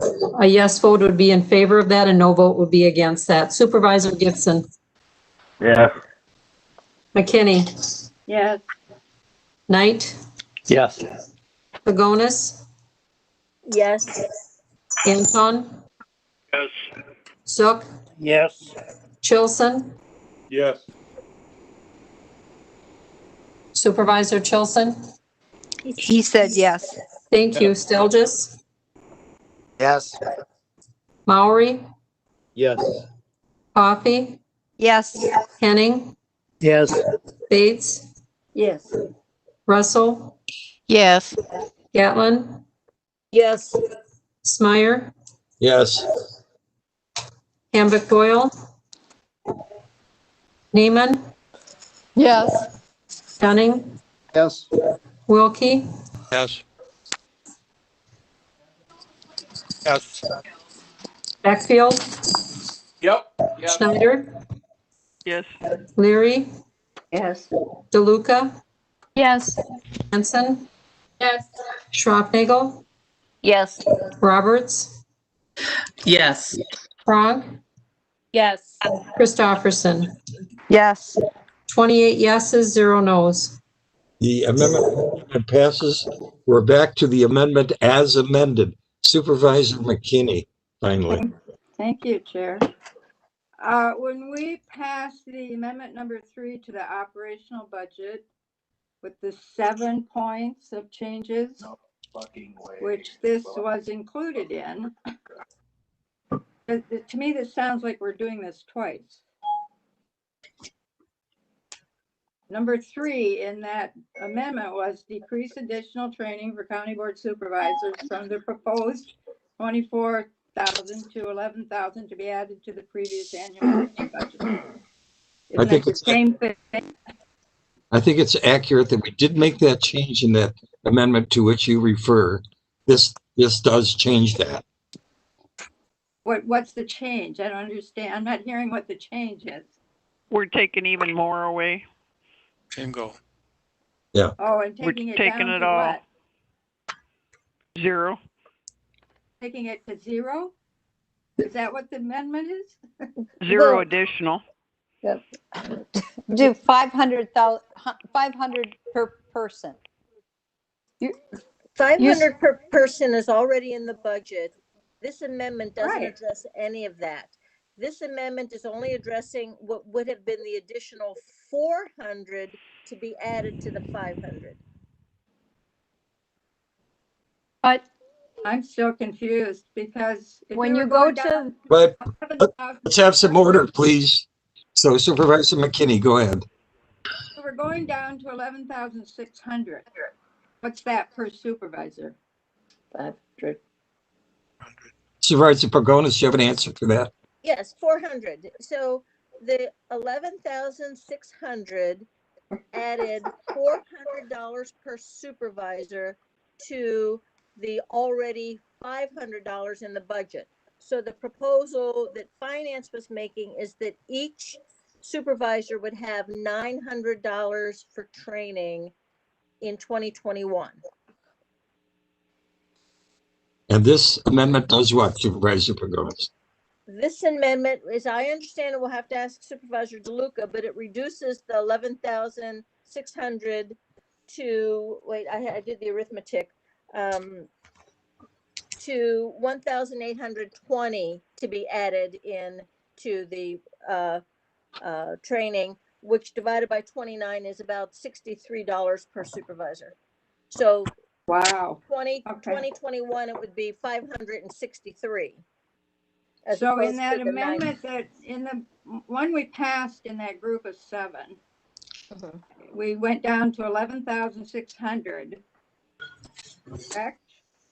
We went to 11,600 additional training dollars. So it's in addition to the 500 per supervisor that's already there. Oh, that's not the way that reads to me.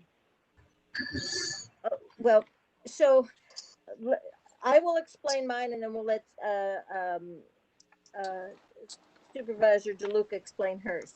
So the county board budget increased training over the existing $500 per supervisor. It increased it by $24,000. So whenever we did the 24,000 divided by 29, that was giving each supervisor an additional $825. We thought that was excessive, so we cut it in half. Right. So each supervisor would be getting 900, the 500 that's already there, and then this amendment is adding 400 per supervisor. But in this, if we go back to that amendment where the 7 things were included in one. Yes. It says it's going back down to 11,600. That's new dollars, new training dollars. It doesn't affect the original 500. So the decrease, it's decreasing the original training dollars. No. Or 211. Original training dollars are in the budget untouched. This is new dollars. This is new dollars in the training budget. I still think this is really confusing, and I think part of the confusing was grouping those 7 together. Well, I apologize for that. Let me just re-explain it one more time. In 2020, right now, at this point in time, there's $500 per supervisor for training.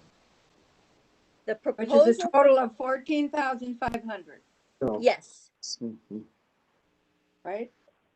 And actually, I think Finance Director Kirk said it was a little less than that, but that's about what the plan is. 500 times 29. Right. So moving forward, Finance and Budget was making it 900 per supervisor, 500 that's already there. And if you take the 11,600 and divide by 29, that's 400 per supervisor. So we were increasing the training budget by an additional 11,600. And now the amendment we have on the floor is to decrease that by 9,000. I forget the number, 9,000 something. To go to $60 per supervisor? Well, when I did the arithmetic, it reduces it to $1,800 total. And so it was, it was, if I take the 9,780 from the proposed 11,600, it came up with $1,800. And when I divided by 29, it was $62 per person. Okay, thank you. Supervisor Knight. Yes, well, I guess we already have an amendment on the floor. I think Supervisor DeLuca's intent may have been just to have no increase over that 500 that's already in the budget, which would make the math a lot simpler if we just said for this, we don't want any increase other than the 500 that's already in the budget. Supervisor DeLuca. Mr. Chair, that's what I thought, the same as Supervisor Knight was talking about. However, I took the 24,280. I took $500 per supervisor times 29, and I got 14,500. And I took that away from the 24,280, which gave me $9,780, because as Supervisor Pagonis said earlier, that it wasn't really truly $500 if you subtracted. We had like 437.24. So what I'm trying to do is to leave just the $500 for the supervisor training and to take away additional dollars so that only the 500 is there per supervisor. And if my math is wrong, then I've looked at the wrong document. Page 183, it says in the county board budget, additional training, 24,280. So that's why I didn't take the 11,600, because if you take 11,600, you get 437.24 per supervisor. I still wanted to keep the 500 per supervisor. I think the question may be, why didn't the amendment simply say that? Mm-hmm. Say what? That I want to leave $500 per supervisor and no additional? Yes. If that was your intent. Because I thought I had to do it numerically. I don't think necessarily you have to do that way. However, Math is right, I think.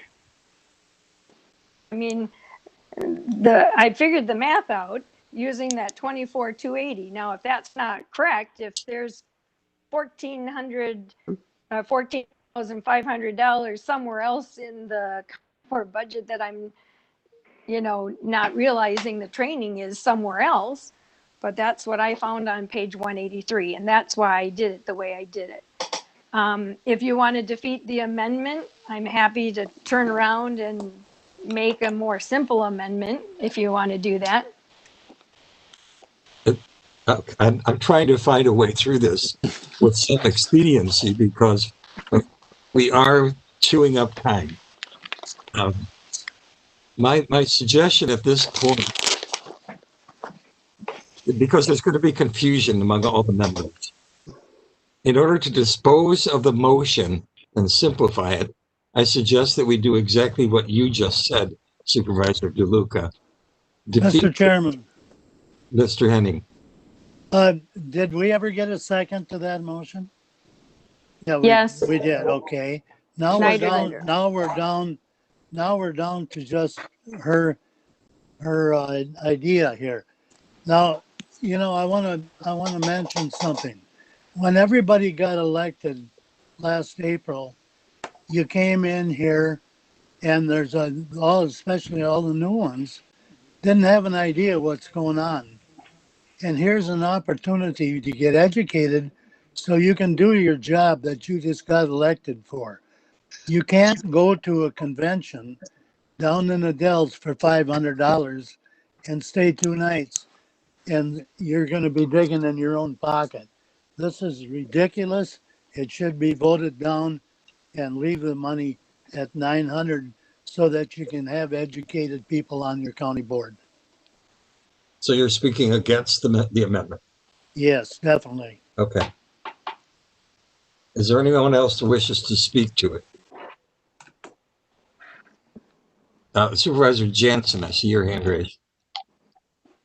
I just wanted to state, to save time, Supervisor DeLuca's math is correct. I believe that Norb Kirk did mention that for some reason, we don't know why, we didn't have the full $500 last time, which is why the figures aren't lining up correctly.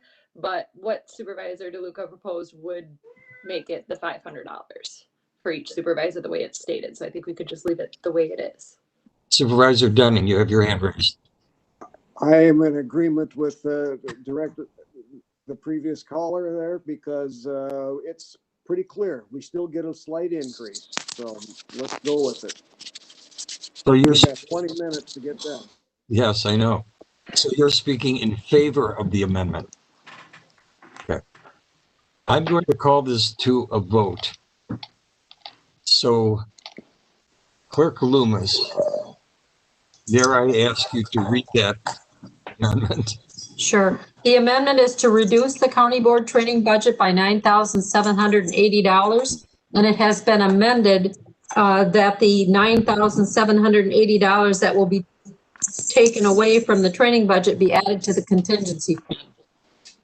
The amendment has already been adopted, but what you're voting on now is training budget reduced by $9,780 and the money going to the contingency fund. Thank you. Chris, the roll call. A yes vote would mean that you're in favor of this motion, and no vote would mean you're against. Supervisor Gibson. Yes. McKinney. No. Knight. Yes. Pagonis. No. Anton. No. Zook. No. Chilson. No. Stelgis. Yes. Maury. No. Coffee. No. Henning. No. Supervisor Henning. No. Oh, wait. Yep. He said no. Yes, thank you. Bates. Russell. No. Gatlin. No. Smyer. No. Hamburg Boyle. Neiman. No. Dunning. Yes. Wilkie. No. Beckfield. No. Schneider. Yes. Leary. No. DeLuca. Yes. Jansen. Yes. Schroffnagel. Yes. No. Roberts. Kronk. Yes. I'm sorry, yes or no? Yes. Thank you. And Christofferson. Yes.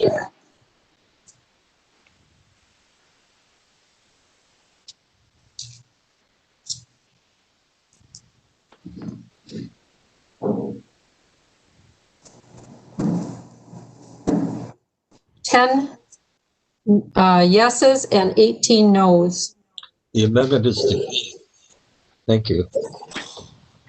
Last call for any amendments from the floor.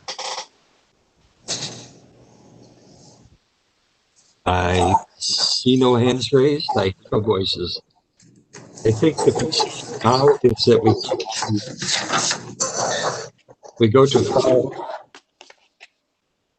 we go to file 88 and deal with the county budget as amended and tax levy. Is that correct, Tim? That's correct. And you may want to consult with the Finance Director Kirk to see if there are any amendments to this resolution based on the amendments that have been adopted by the county board tonight. And then also there is a clerical error on the second page of this resolution, lines 39 and 40. It says 2021 proposed tax levy and 2021 proposed tax rate. I believe that should be 2020 for each of those years. If that's simply a typo, we'll correct the typo. Correct. Okay. And then otherwise we need to hear from Finance Director Kirk as to whether or not there are any changes to the numbers that are being proposed here. Thank you. Director Kirk. Yes, there would be changes to the numbers. And I believe, if possible, if Amy, do you have those captured to be able to show the board on your screen, or? Yes, I believe I have it ready to go. If that's acceptable, Chair Smyer, we could show it on the screen to walk the board through it. Please do. Okay, can you see this? Yes. Schneider. Yes, aside from, can everybody else see it?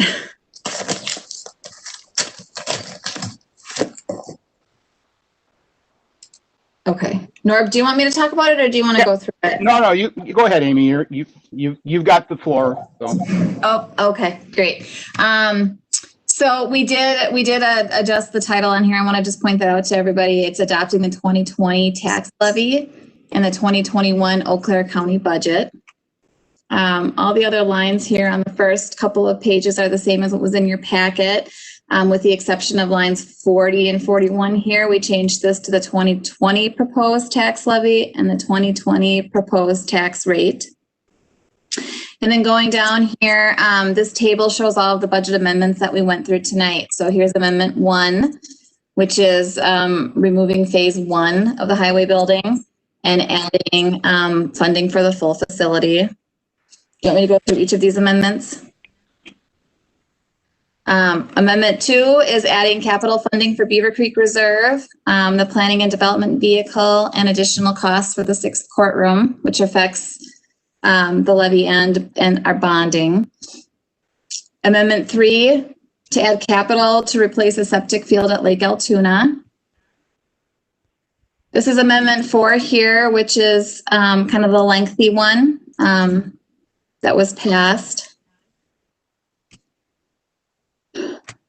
Amendment 5 over here is adding the 0.4 FTE airport custodial position.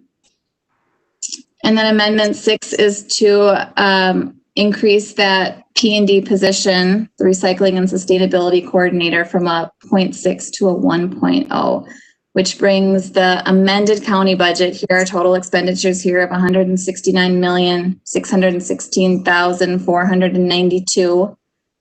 Estimated revenues of $127,537,942. And then the estimated fund balance applied would be $4,608,455, bringing the proposed tax levy to $37,470,095. And the 2020 proposed tax rate then is still $3.96 per thousand. Does anybody have any questions on any of this? Or should I go through anything in more detail? How did it affect the bottom line? As far as the proposed tax levy, there was no change there. It did change our expenditures. Up or down? Total expenditures for just operations went up $244,858. But since the tax levy did not change, those changes in expenditures were funded by other revenue sources. Most significantly, a change to sales tax. The administrator had $9.8 million of sales tax in the 2021 budget, and with amendment number 4, that was increased to $10 million. Thanks.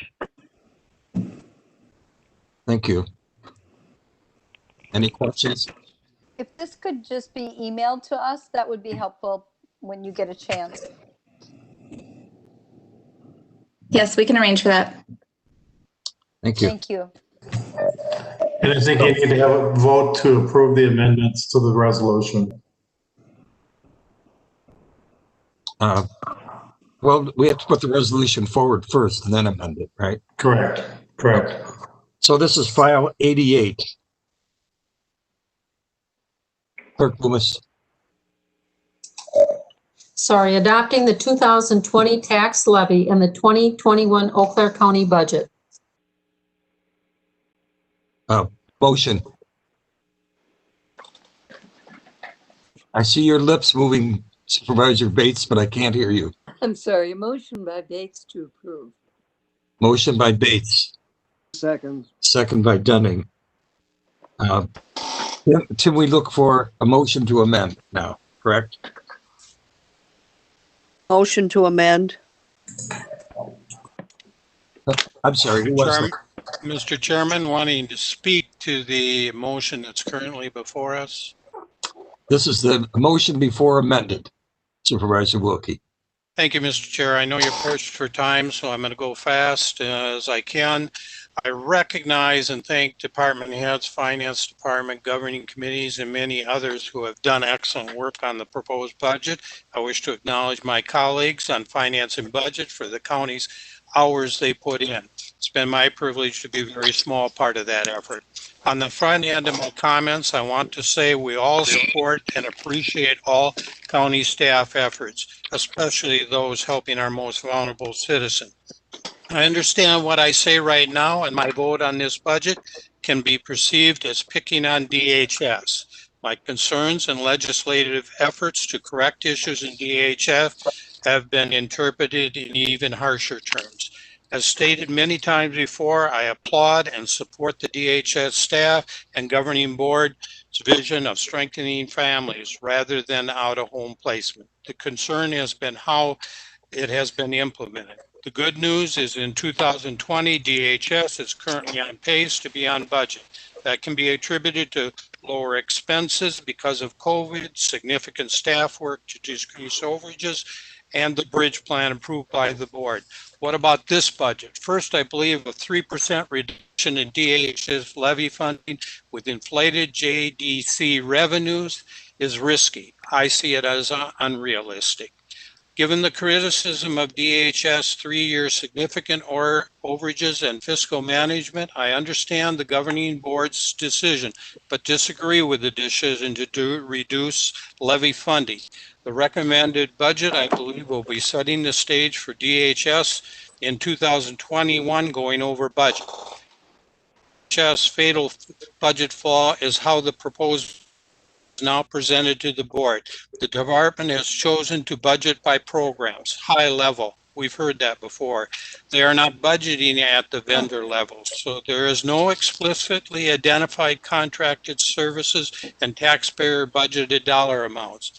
After consulting with Corp Counsel, I was advised that the DHS budgeting method prevents elected county board members from changing and voting on specific contracts or dollar amounts during budget deliberation. I understand some will argue you are trying to micromanage. We hire staff to make those decisions. We are elected to be the ultimate caretakers of all taxpayer dollars, all dollars.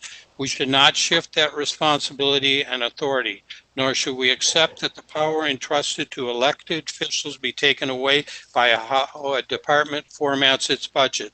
I had hoped to ask you for your support to eliminate any funding for the contracted service ALEA and use the budget amount within DHS for direct services for our vulnerable population.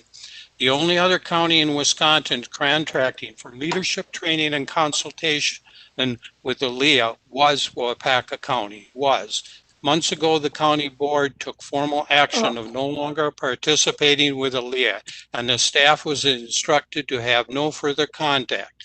During this budget process, I wanted to ask for your vote and explain in detail why I determined it a poor use of taxpayer money and should be used for more critical needs.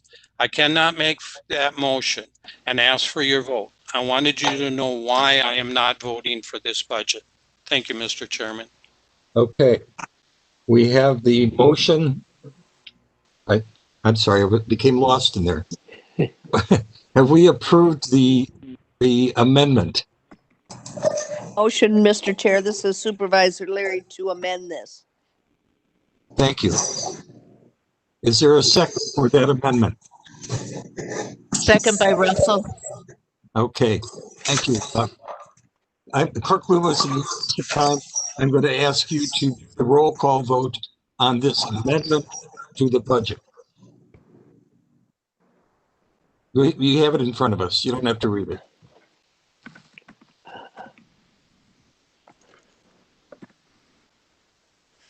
I'd like the first few words read. Oh, I apologize for that. Clerk Lewis. You don't have to read the whole thing. The amendment that you're voting on is basically all the amendments that you voted on separately, that you voted yes to, are now incorporated in file number 88. Is that enough, Supervisor Schneider? Yep. Thank you. Yes vote would mean you approve of the amendments that affect file number 88. Supervisor Gibson. Yes. Supervisor Gibson. Yes. He said yes. Thank you. McKinney. Yes. Knight. Yes. Pagonis. Yes. Anton. Yes. Zook. Yes. Chilson. Yes. Stelgis. Yes. Maury. Yes. Yes. Coffee. Yes. Henning. Yes. Bates. Yes. Yes. Russell. Yes. Catlin. Yes. Yes. Smyer. Yes. Hambuck Boyle. Yes. Neiman. Yes. Dunning. Yes. Wilkie. Yes. Anderson. Oh, I'm sorry. Beckfield. Yes. Schneider. Yes. Leary. Yes. DeLuca. No. Jansen. Yes. Schroffnagel. Yes. Roberts. Yes. Kronk. Yes. Christofferson. Yes. It is 27 yeses and 1 no. The motion to amend passes. So we're back to file 88 as amended. Clerk Loomis. Oh, I'm sorry. I don't think there is any further discussion. I'm assuming that. Clerk Loomis. Okay, it is on, the vote is for amendment, or sorry, the 2021 Eau Claire County budget as amended once. And if a yes is in favor of the budget as amended, Gibson. No. McKinney. Yes. Knight. Yes. Pagonis. Yes. Anton. I said yes. Yes, Anton, please. No. Zook. Yes. Chilson. No. Stilgis.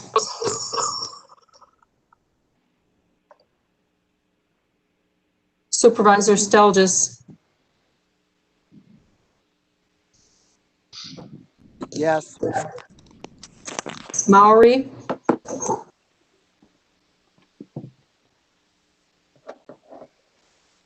Supervisor Maury.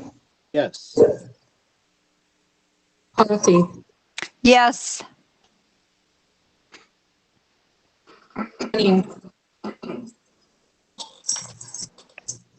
Supervisor Henning. Yes.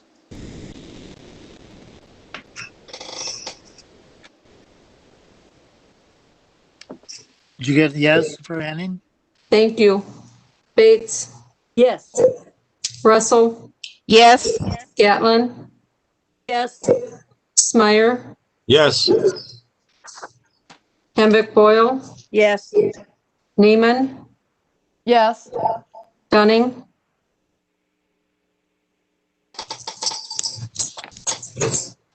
Supervisor Dunning. Yes. Wilkie. No. Beckfield. No. Schneider.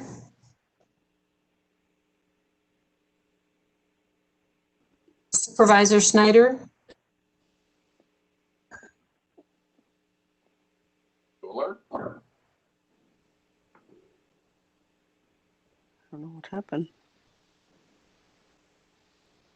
Go on and see if we can. Supervisor Leary. Yes. DeLuca. No. Jansen. Yes. Schroffnagel. Yes. Roberts. Yes. Kronk. Yes. Christofferson. Yes. Supervisor Schneider, are you? I'm back on, yes. Okay, thank you.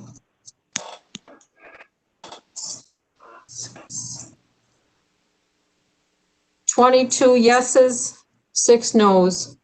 Thank you. The resolution adopting the county budget as amended and the tax levy has passed.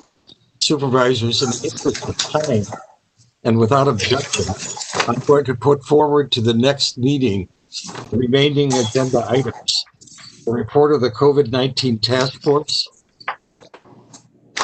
ordinance file 78 to amend chapter 2.75, file 79 resolution to the governor and state legislature, and files 74, 76, and 81 ordinances amending zoning districts without objection. Is there any objection to moving those items forward? Would they be moved to? Sorry? Moved to? I can't hear you. When would what meeting would they be moved to? Tomorrow To the at next, 1? no, to the next regular meeting of the county board. I'm trying to say. That date would be December 1st. Trying to save us having the meeting tomorrow. It is not necessary. Hindering any action that would need to be done before then. Well, that's why I'm asking. That's why I'm saying without objection. Is there any objection to doing that? Are you going to appoint the person? I have already appointed the person, but that appointment is going to be reviewed by the Committee on Administration and then brought back to the county board for confirmation. So this is just a notice. I have appointed the person, but we'll follow the procedure. I don't know if any of the P&D things have to move forward. Chair Smyer, this is Rod. I don't know. I would concur with Supervisor Coffey. I know that it's a late hour, but we do have those 3 matters, and I'm not sure if there's any pending changes or sales of properties or anything like that. That's a month out if we go to December 1st. So, well, that's why I'm asking if there's objection. Would you want us to proceed? I would encourage the board to consider those 3 matters, especially the 3 rezonings this evening. Okay. We can proceed with that. Is there objection to any of the other items being moved? Okay. So, Mr. Essling, we're going to proceed. File 74, Clerk Loomis. Amending the 1982 official zoning district boundary map for the town of Pleasant Valley. Motion. I approve motion Dunning. Henning moves. Second. Second by Henning. Brief explanation. Supervisor Gibson.